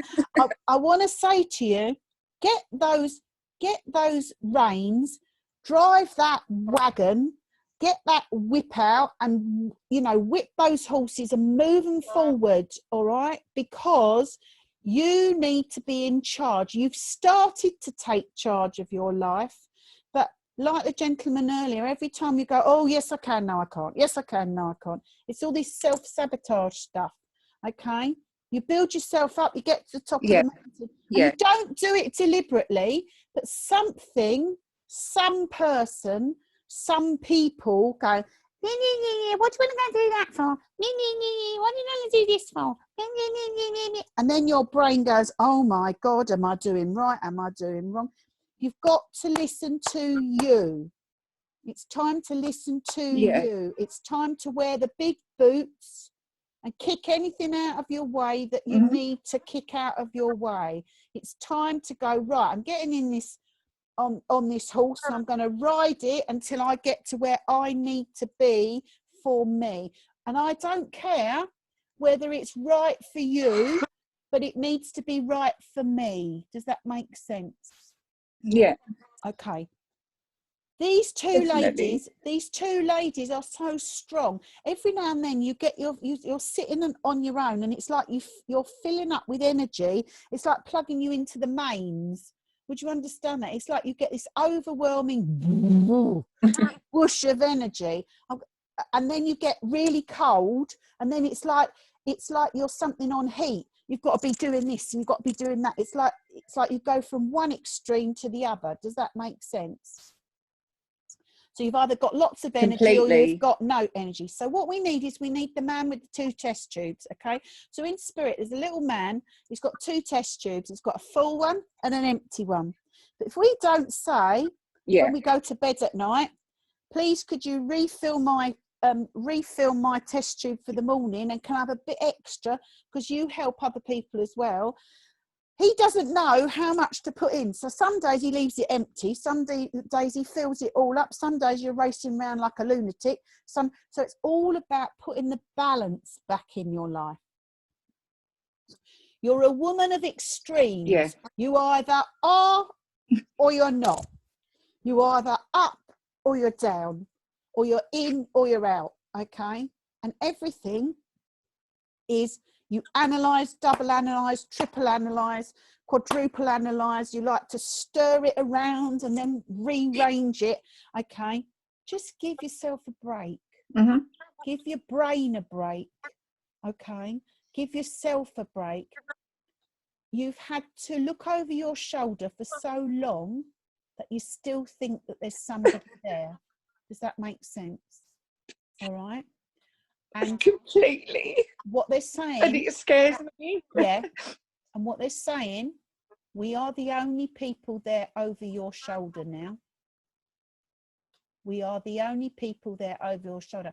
I've got a granddad here too. Okay. But I feel as though he's on daddy's side rather than on mummy's side. Would you understand that? Would you? Oh my God. Really? Yeah. Yeah. Okay. And he's a nice. He's not. He looks a bit like Omar Sharif. Do you know who Omar Sharif is?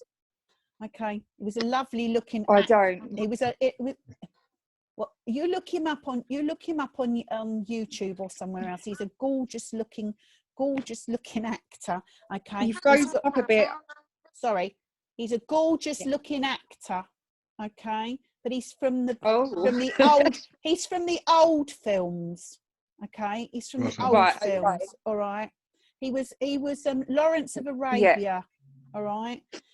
I'm going to say to you, this man is here, and he's giving me a great big sword, okay. This sword, okay, is for strength and courage and help and energy and everything that you need, but he's there to help you to beat your demons. Would you understand that? To cut down your demons.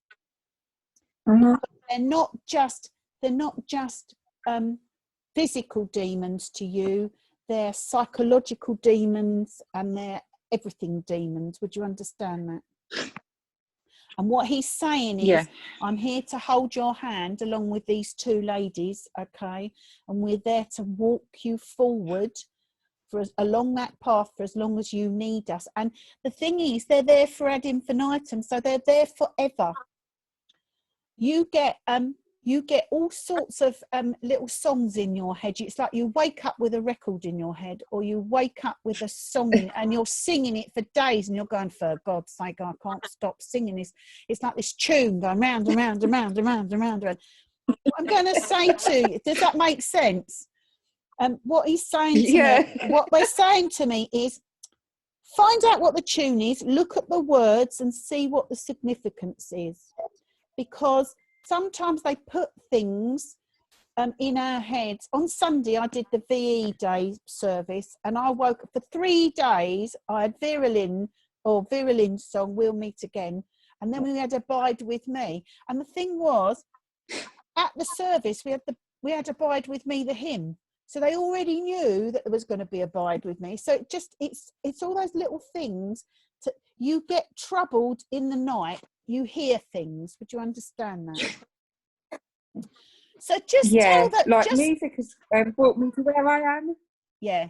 So can I just say to you, you just have to say to the people from the other side, look, I'm going to sleep. I need some silence.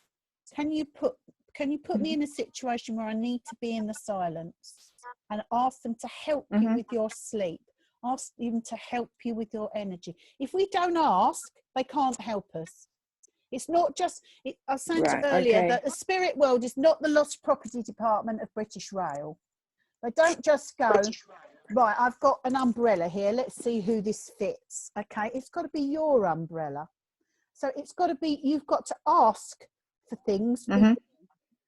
I'm to give you the I've got a lady here, and I'm to give you the name of I don't know, I'm going to say May, but I want to say Mabel, and I feel as though she's connected on your great grandmother. She would have been known as May or Mai or somebody May, but she's on the great grandmother. And there's an Albert, there's an Arthur, there's a Henry or a Harry, there's a Charlie boy, there's a John boy, there's a Frank. They're all lying. It's like I'm calling the register now. All right, because they're all there trying to help. Yeah. All right, I'm to give you. I think that they're my uncles, great uncles, and George is my granddad. Frank's my uncle. There you go. See, so they're all here. Now, somewhere there is a memorial or a bench or something with somebody's name on it. There's a little plaque. I'm seeing a little, I can't read it. If I was clever, I'd be able to read it, but I can see this little plaque, all right? Yeah. And I'm also being given yellow roses for you too, all right? But I'm to give you red roses. I'm to give you a dozen red roses, and they're to be returned. So I don't know whether you gave roses at somebody's funeral or red roses were given at somebody, but it's a dozen roses. They were given as a gift at a passing or a celebration, but I'm to give them back to you from spirit. Does that make sense? Yeah, that's my partner's mum. She died 6 weeks before baby was born. So, can I tell you? Yeah. Coffin. So can I tell you, she's giving you them back. She's saying thank you, and I'm giving you them back. All right. And she's saying things. Your part. Look, it's obvious. Your partner's lost his mum. Okay, it's difficult. All right, but you've had to be that strength. You've had to be that sword. You've had to be that courage. And actually, you needed that just as much. All right. And can I say that your baby is very spiritual? Would you understand that? Looks around the room, sees things. All right. Oh, gosh. Okay. And can I tell you that you're all very well protected? You haven't got to worry about all these things that people say, oh, you don't want to do this, you don't want to do that, and you saw the rest of it. Rubbish. Your mum in spirit, and I'm going to call her a mum, okay? The mum in spirit. Yes, I call her. All right, call her mum, because she's saying, call me mum. All right, mum's looking after everybody. I'm also going to say there's another baby in spirit. Would you understand that? She has a baby with her. So I don't know whether she lost a baby or somebody lost a baby, but she's got a baby. And babies grow up in the spirit, and it doesn't matter whether it touched the earth plane, didn't touch the earth plane, whatever the circumstances were. She's saying, I still have that baby. Does that make sense? And if you can hear me, please don't. I fell pregnant a couple of months after baby upstairs, and lost a baby. So can I tell you that your mum in spirit has the baby? Oh, okay, all right. And babies grow up in the Summerlands. The children grow up in the Summerlands in spirit. They're all looked after by their relatives, and when they are older, they have jobs to help other babies, to help with that transition when they come over, because they miss their mummies and their daddies.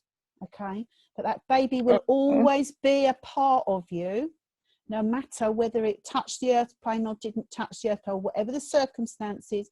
That baby will always belong to you, because it chose you to be its mummy, whether it didn't get here or not.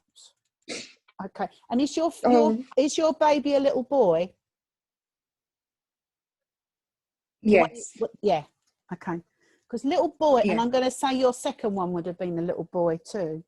Okay.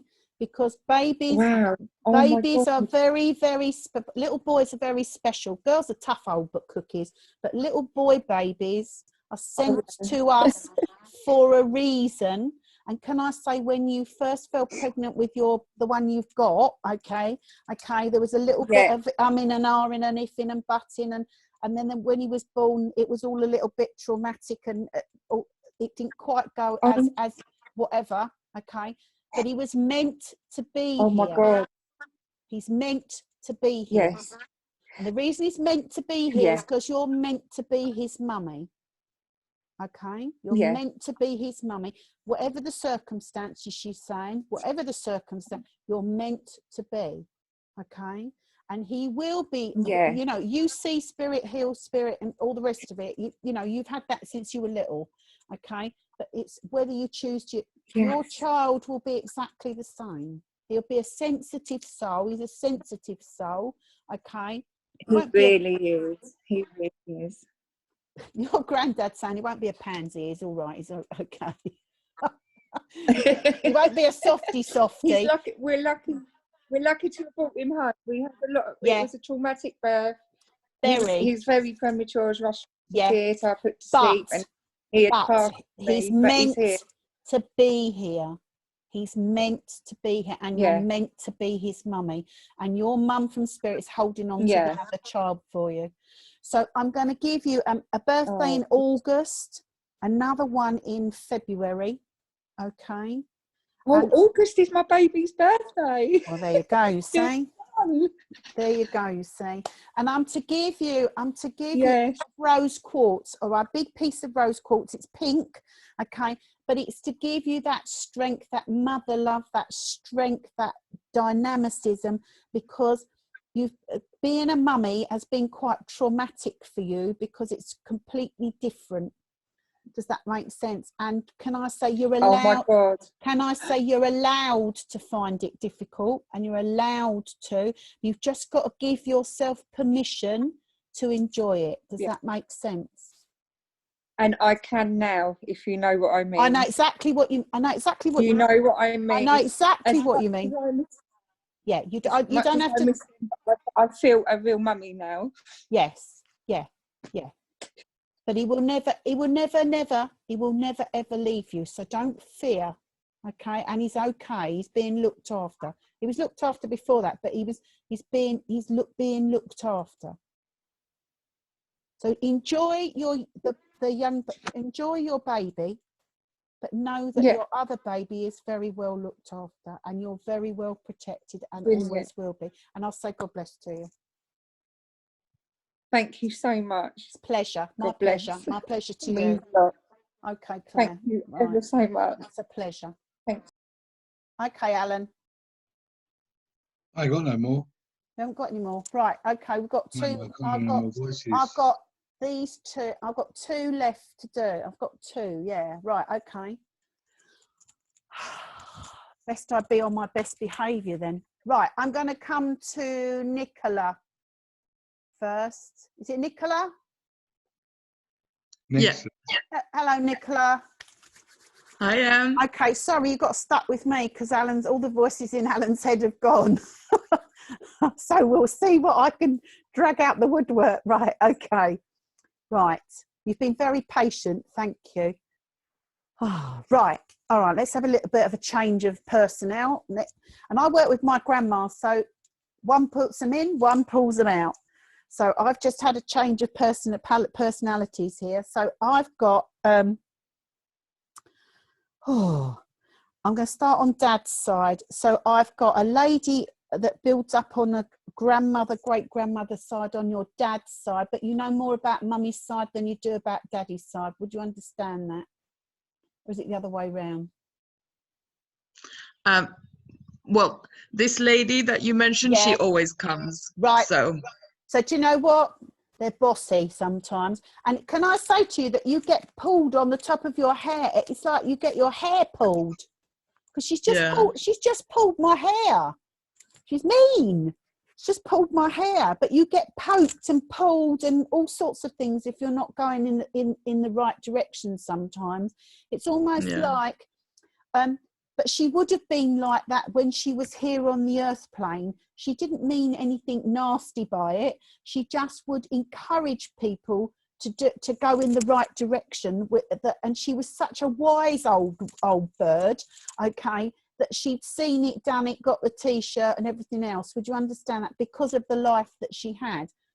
She's talking to me again about you at the present moment. I know everybody feels like a fish out of water, but you especially feel like a fish out of water. It's like you are this busy person. All of a sudden things came to a stop and there's just starting to come back to life again. Would you understand that? It's a bit like going into, she's saying to me, it's a bit like, I can't say that. She's saying to me, it's a bit like opening the cupboard under the stairs, putting you in the cupboard under the stairs and shutting the door for a couple of weeks and expecting you to come out of the dark as bright and cheerful as you were, but you don't. You find being in the dark very difficult. Would you understand that? And being out of sorts difficult. And it plays on all sorts of you. If I said to you, your weak spot of your physicality is your digestive system, but also the base of your spine. Would you understand that? Okay, the base of your spine, because she's saying to me, not moving about it as much and whatever is playing havoc with your coccyx. Does that make sense? This base of your spine, and it's almost a bit like. Although you do like exercise, it's not your most favourite thing that you're going to do. But even if you give yourself a little stretch, it will help it. Does that make sense? All right. As she comes forward, she's giving me this she's opening this handbag. It looks like, in the old days I go, handbag, huge, great thing. It's like a carpet bag with all sorts of bits and pieces in. And I feel as though in life you have to be a bit like a Mary Poppins. You have to keep producing the goods out of the bag. Does that make sense? And sometimes you don't feel like that. Your ideas are running out. Does that make sense? Yeah. Okay. Do you do very much so? Do you do something in the teaching profession, or do you put things across, or demonstrate, or you do something where you present things to other people? I used to. I'm currently a student, but I used to be sales rep. So. Right. So it's almost like I've got your sales bag and I'm getting everything out, and I'm going, right, this is this, and this is this, and this is this. But if I said to you that you didn't become a student easily, would you understand that? It's almost like it was, well, if I don't do this now, I'm never going to do it. And you've had this ambition. It's like life and everything was put on the back burner. Life just passed you past, and then all of a sudden you had to pick up the bits and go, what am I going to do now? And you're enjoying it, but you've had to become very disciplined. Does that make sense? And discipline isn't necessary your best attribute. Okay, you've had to learn the hard way. All right, you thought you'd cracked it. I didn't do my master's degree until I was 47. Okay, I went and did a master's degree in psychology. But I went to university. It took me from 40 to 47 to do. I did 3 degrees in that time, and I loved it. Absolutely loved it. But the discipline is a nightmare. But if I could say to you that discipline that you've learned now is going to stand you in good stead for everything else that you do, because you've cracked it. You've not quite cracked it, but you've nearly cracked it. Does that make sense? Okay. I'm going to say to you, you've got a couple. Good to know. There's a couple of assignments, I feel, are just sort of lurking in the background. Does that make sense? Have you finished everything? There's a lot of assignments lurking in the background. Well, can I tell you? Okay, can I tell you? You need 2 of them specifically need to be got out, put in the bag and done, because if they hang there much longer, you're going to lose the enthusiasm to do it. And it's almost like they've got up and gone. Does that make sense? You've done the... Okay, I'm seeing books being thumbed through, referencing this, that and the other. I think I'm organised, but now I need to sit in front of the machine and I need to write the words. Does that make sense? And it's no, I'll leave it till tomorrow. No, I'll leave it till tomorrow. Can I say, you are surprisingly, you've surprised yourself by being academic. Would you understand that? It's in there. All right. Take a trick. Take a deep breath. Look at the screen and just type what you hear, because you hear spirit. Would you understand that? I don't yet. Yes, you do. When you read a book, do you read the book or does the book read itself to you? I think it's half and half, I believe. So you can hear spirit. I know you can hear spirit. So don't give me all that old flannel. I know you can hear spirit. Okay, so trust yourself. Give it an experiment. Write me something. When I wrote I can't tell you what I wrote in my psychology assignments because I have got no idea. All I know is that I wrote them, did the 10,000 or 15,000 words, posted them in. I never got below 97%. I asked the angel of academia. I passed my psychology. Can't tell you what was in them at all. And it's not cheating because it's part and parcel of who you are. So use spirit to help you to do your... You wouldn't be where you are if they didn't mean you to be there. Does that make sense? You went there as an inquirer and you took up a course and you know that there's an end to it. There's 2 more years. 2 more years. Now, but there's 2 years. Okay, this might be 4, but there's 2 years, significant years. Okay. And then there's 2. So think of it as a year at a time. Don't go, I've got 4 years and I'm never going to get there. Does that make sense? All right. Yeah. Just do it. Pace yourself. All right. They're talking to me about you had to cancel a holiday or a little trip. Okay. That was planned. All right. Don't worry. It's coming back round again. All right. Okay. And also I want to say to you that I've got an anniversary in December. And I've also got another one in March. There's a birthday in March and an anniversary in December. Okay. Look outside the family unit. Look outside. And it's not a test. Okay. I'm going to say to you, plot your course. Okay. Drive your own wagon or your ponies, all right, forward. And you will achieve your gain. Don't do what you think you're going to do. Yes, I can. No, I can't. Yes, I can. No, I can't. Yes, I can. It's like being on a merry-go-round. And the reason that it went really quickly to start with is that you'd never have got on it. You'd never have got on that merry-go-round if it wasn't sort of thrust in your face to start with. Does that make sense? All right. Take their love. Know that they're with you, and I'll say God bless to you. Okay. Thank you so It's much. it's a pleasure. My pleasure. Right. I've got a voice now. Oh, for the lady at the end. Good. Now, Nexus 9. Yeah, the lady at the end. Yeah, Nexus 9. You need to, yeah, that's it. Brilliant. Alan's going to talk to you now. He's got a voice back. Hello. Yeah, come go. It's actually, who's the man behind you? My son. Because every time he's walked past you, I've seen this little old man follow him. Okay. Well, I don't know why this man's following him, but I know he's family connected. I think your son's a little bit more taller than him. Are you about 5'10"? 5'8". Well, he's probably a fraction of a little bit smaller than you, but he was quite an elderly, old-looking kind of man. Okay. But he seemed to be wearing one of these old cloth caps as well. Because every time you walked past, he kept following you. Because I thought he was actually with the lady at first, but every time you appeared, he appeared. When you went, he went.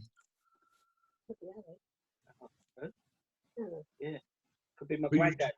Oh, was it your granddad? Could be, yeah. Are you an academical kind of man? No. No, I didn't think so. Because he kept going on about you being academic, and I said, "Why is he then?" He said, "No, he's not." But you are quite a soft-natured, soft kind of man.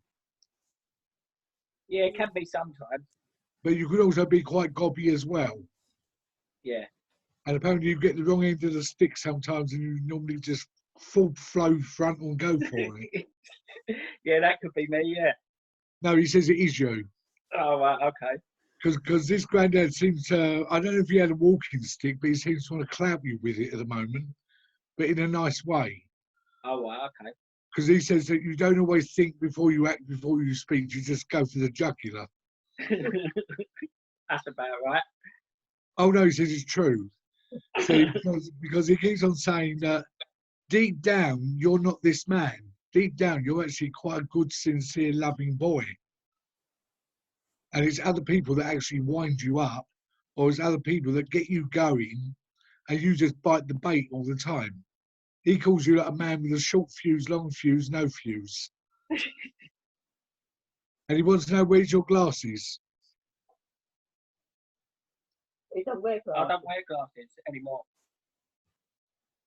Well, he's still giving you a pair. He keeps passing a pair of these old-fashioned, big, thick glasses and putting them on your nose. But would you call yourself a jack of all trades? I can do some things, yeah. But there's a lot more that needs to be done, but you ain't got round to doing it yet, and it's been years. Oh, yeah, that's it, yeah. Well, he says, in fact, most of your life, you always say you're going to do it, then you don't, then you do, then you don't, then you put it on hold, then you don't.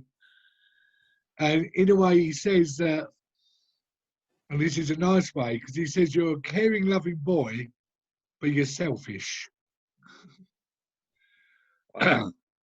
But he means that in a nice way, because he believes that, I don't know, are you in your middle to late 30s? Yeah.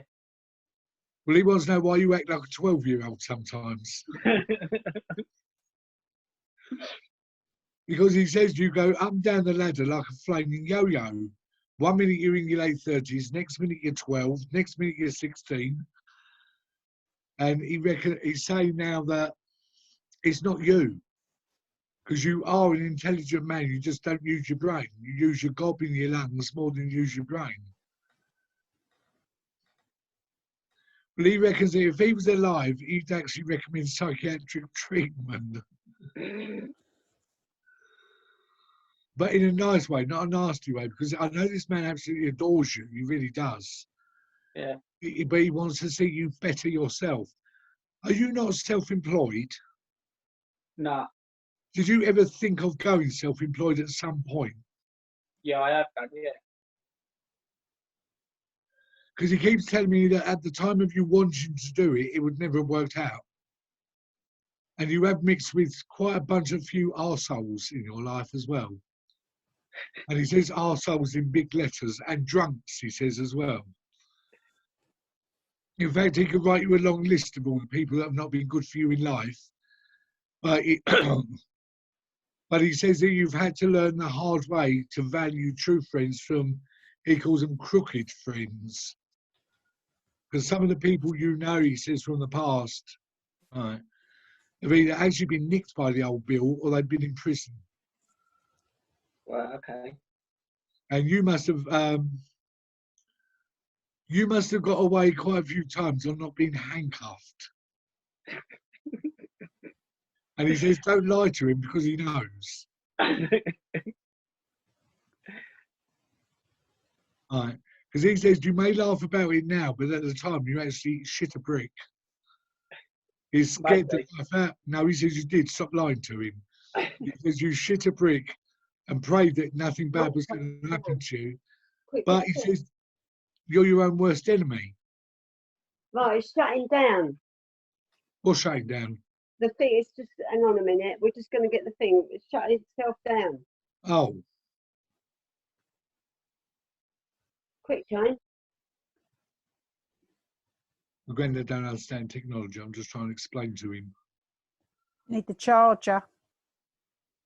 Oh. Hold your horses then, Alan. I'm trying to tell him it's modern technology. I won't say what he's just said. That was a quick change. Yeah, they're still there. They need to just plug it in. Right. Let's see if we can. Oh God, your nan's. Yeah. Who? You're Maudie. Oh, don't let her in, for God's sake. We'll be here for hours. We'll get rid of her now. She's chatting to the granddad. My great-grandma lives in Alan's flat and in his corridor, and once she gets going, she just doesn't stop talking. Hello? Hello? Are we there? Their charger's gone. We can hear you. We can hear you. They can still hear you. They can still hear me. The charger's gone. Okay. I need their voice. They can still hear you, Ellen. I know, but I need to hear their voice to keep the granddad. They need to hear you.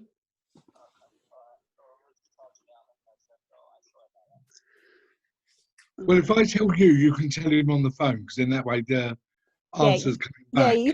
Yeah. Have you still got them on the phone? Yeah, they're still here. Okay, Alan will talk to you. Right. Can you tell him, the man, that the granddad says he will go back into either self-employment or he'll do something with his life because he needs to do it? Right. Granddad said you still need to be self-employed. You need to go for it. But I'm going to put you on loudspeaker and you'll be able to hear it. Oh, yeah, that'd be good. That'd be good. Okay. What's his name? I can hear you now. James. Oh, can you hear me now? Right, yeah. James. Right, so James, you will go at some point self-employed and you will win this time, because your granddad says that you've got to grow up more so now than you've ever done. Okay. He's extremely proud of you, more so I think now than the past. And he believes that you are a winning man, a determined man, but you've not just been given the right chance. Yeah, I can understand that. That makes sense. Yeah, and plus he's also going to put different new people in your life to encourage you to grow again and mature again. Because he says you're getting old, you're not getting any more younger, so you've got to grow up. Yeah, basically, yeah, I understand that. Yeah, and you go to a gym as well, because you keep going on about gym, exercising and things like that. No, not really. I play a bit of football and that. And, well, it's form of exercise. But, well, you need to keep doing that. Okay.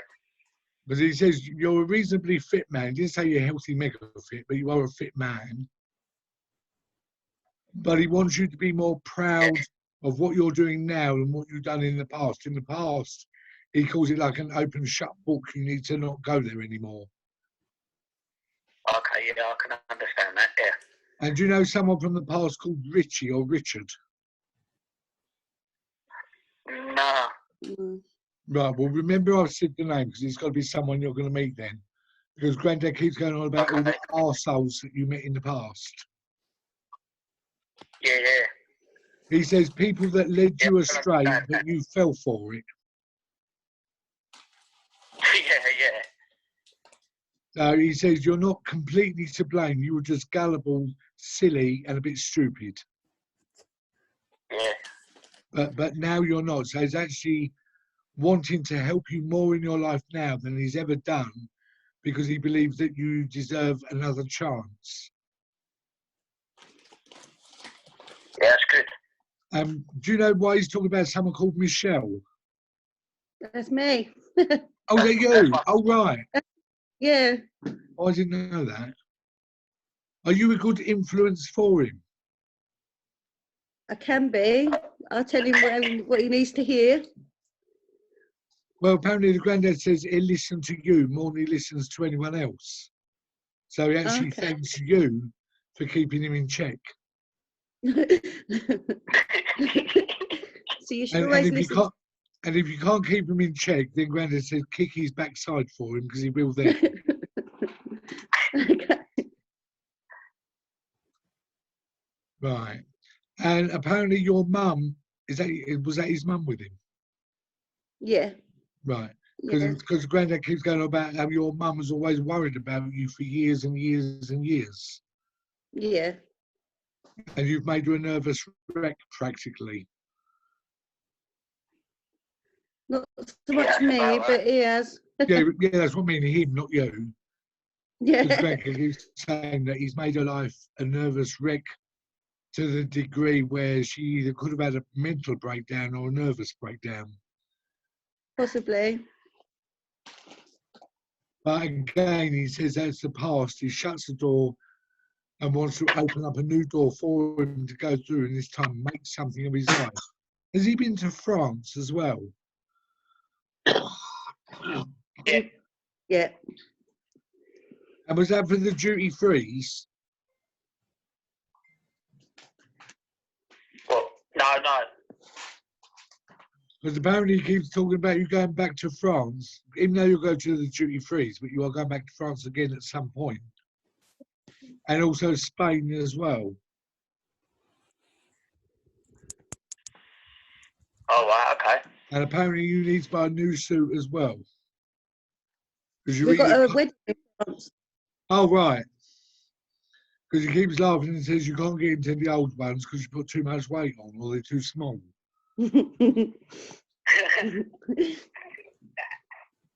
So he believes a new suit, a new attire is going to make you a different man. And also he keeps going on about you having your hair cut as well. Yeah. He says you need your hair.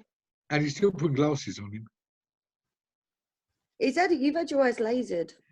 No. Yeah, I know, yeah. I used to. He said he don't care if they've been lasered, popped out, bogged out or scooped out, but he's still giving him glasses. But he's got a bright future to look forward to if he wants it. And the granddad does want to help him and make sure that he does achieve all his goals now where he didn't do it before. But he loves his mum though. Yeah. This old boy loves your mum, absolutely big time. And he worries about her a lot as well. So he says you need to step up to the mark and treat your mum a lot better. And do some decorating and painting, apparently. Do some decorating and painting. Okay. She's been asking for ages. Well, he says she is. So he wants to see him step up to the mark and start taking control. Okay. Because he says that you only have one mum in life, and that's all you've got is one mum in life. When you lose her, you'll be lost. So while she is alive, you treat her like a queen, he says, Otherwise, you'll have him to answer to at the end of the day because he will bleep, bleep, haunt you. Yeah. And he's a man of his word, so he says, you know, he tells you the truth. He's not going to lie. Okay. But he does admire you. He won't say he loves you, but he does say he admires you very much. He really does. But you need to change. And he believes you will. Perfect. So has that helped you? Perfect. Yeah, it was really good. Thank you. That's all right. There you go then. That's you done. That's everybody. That's all right. But that's it then, isn't it? That's everybody. Well, thank you everybody for attending our little demo. Hope you enjoyed it. Oh, Siri and Paul's still there. They're still Yeah, here. we're staying to the end to wave at you. To wave at bless. us. Right, I'm just going to close it down, okay? Because we're going to say thank you to our friends. So just 2 seconds. Great Spirit, thank you for our friends and loved ones, guides, guardians, inspirers and helpers coming to help us to demonstrate that there is life beyond physical death. We thank everybody that's here and ask for their golden chain of protection to be placed around each shoulder and the families that they represent. And until we do this again, we ask that thy will be done. Amen. Amen. Amen. And there we are. Thank you. Thank you, Judith. That's Thank all you, right. Alan. Pleasure. That's all right. Pleasure. God bless you both. Thank you. We will do another one. Yeah, we'll do another one. We'll do another. Let me just stop the recording. Take care.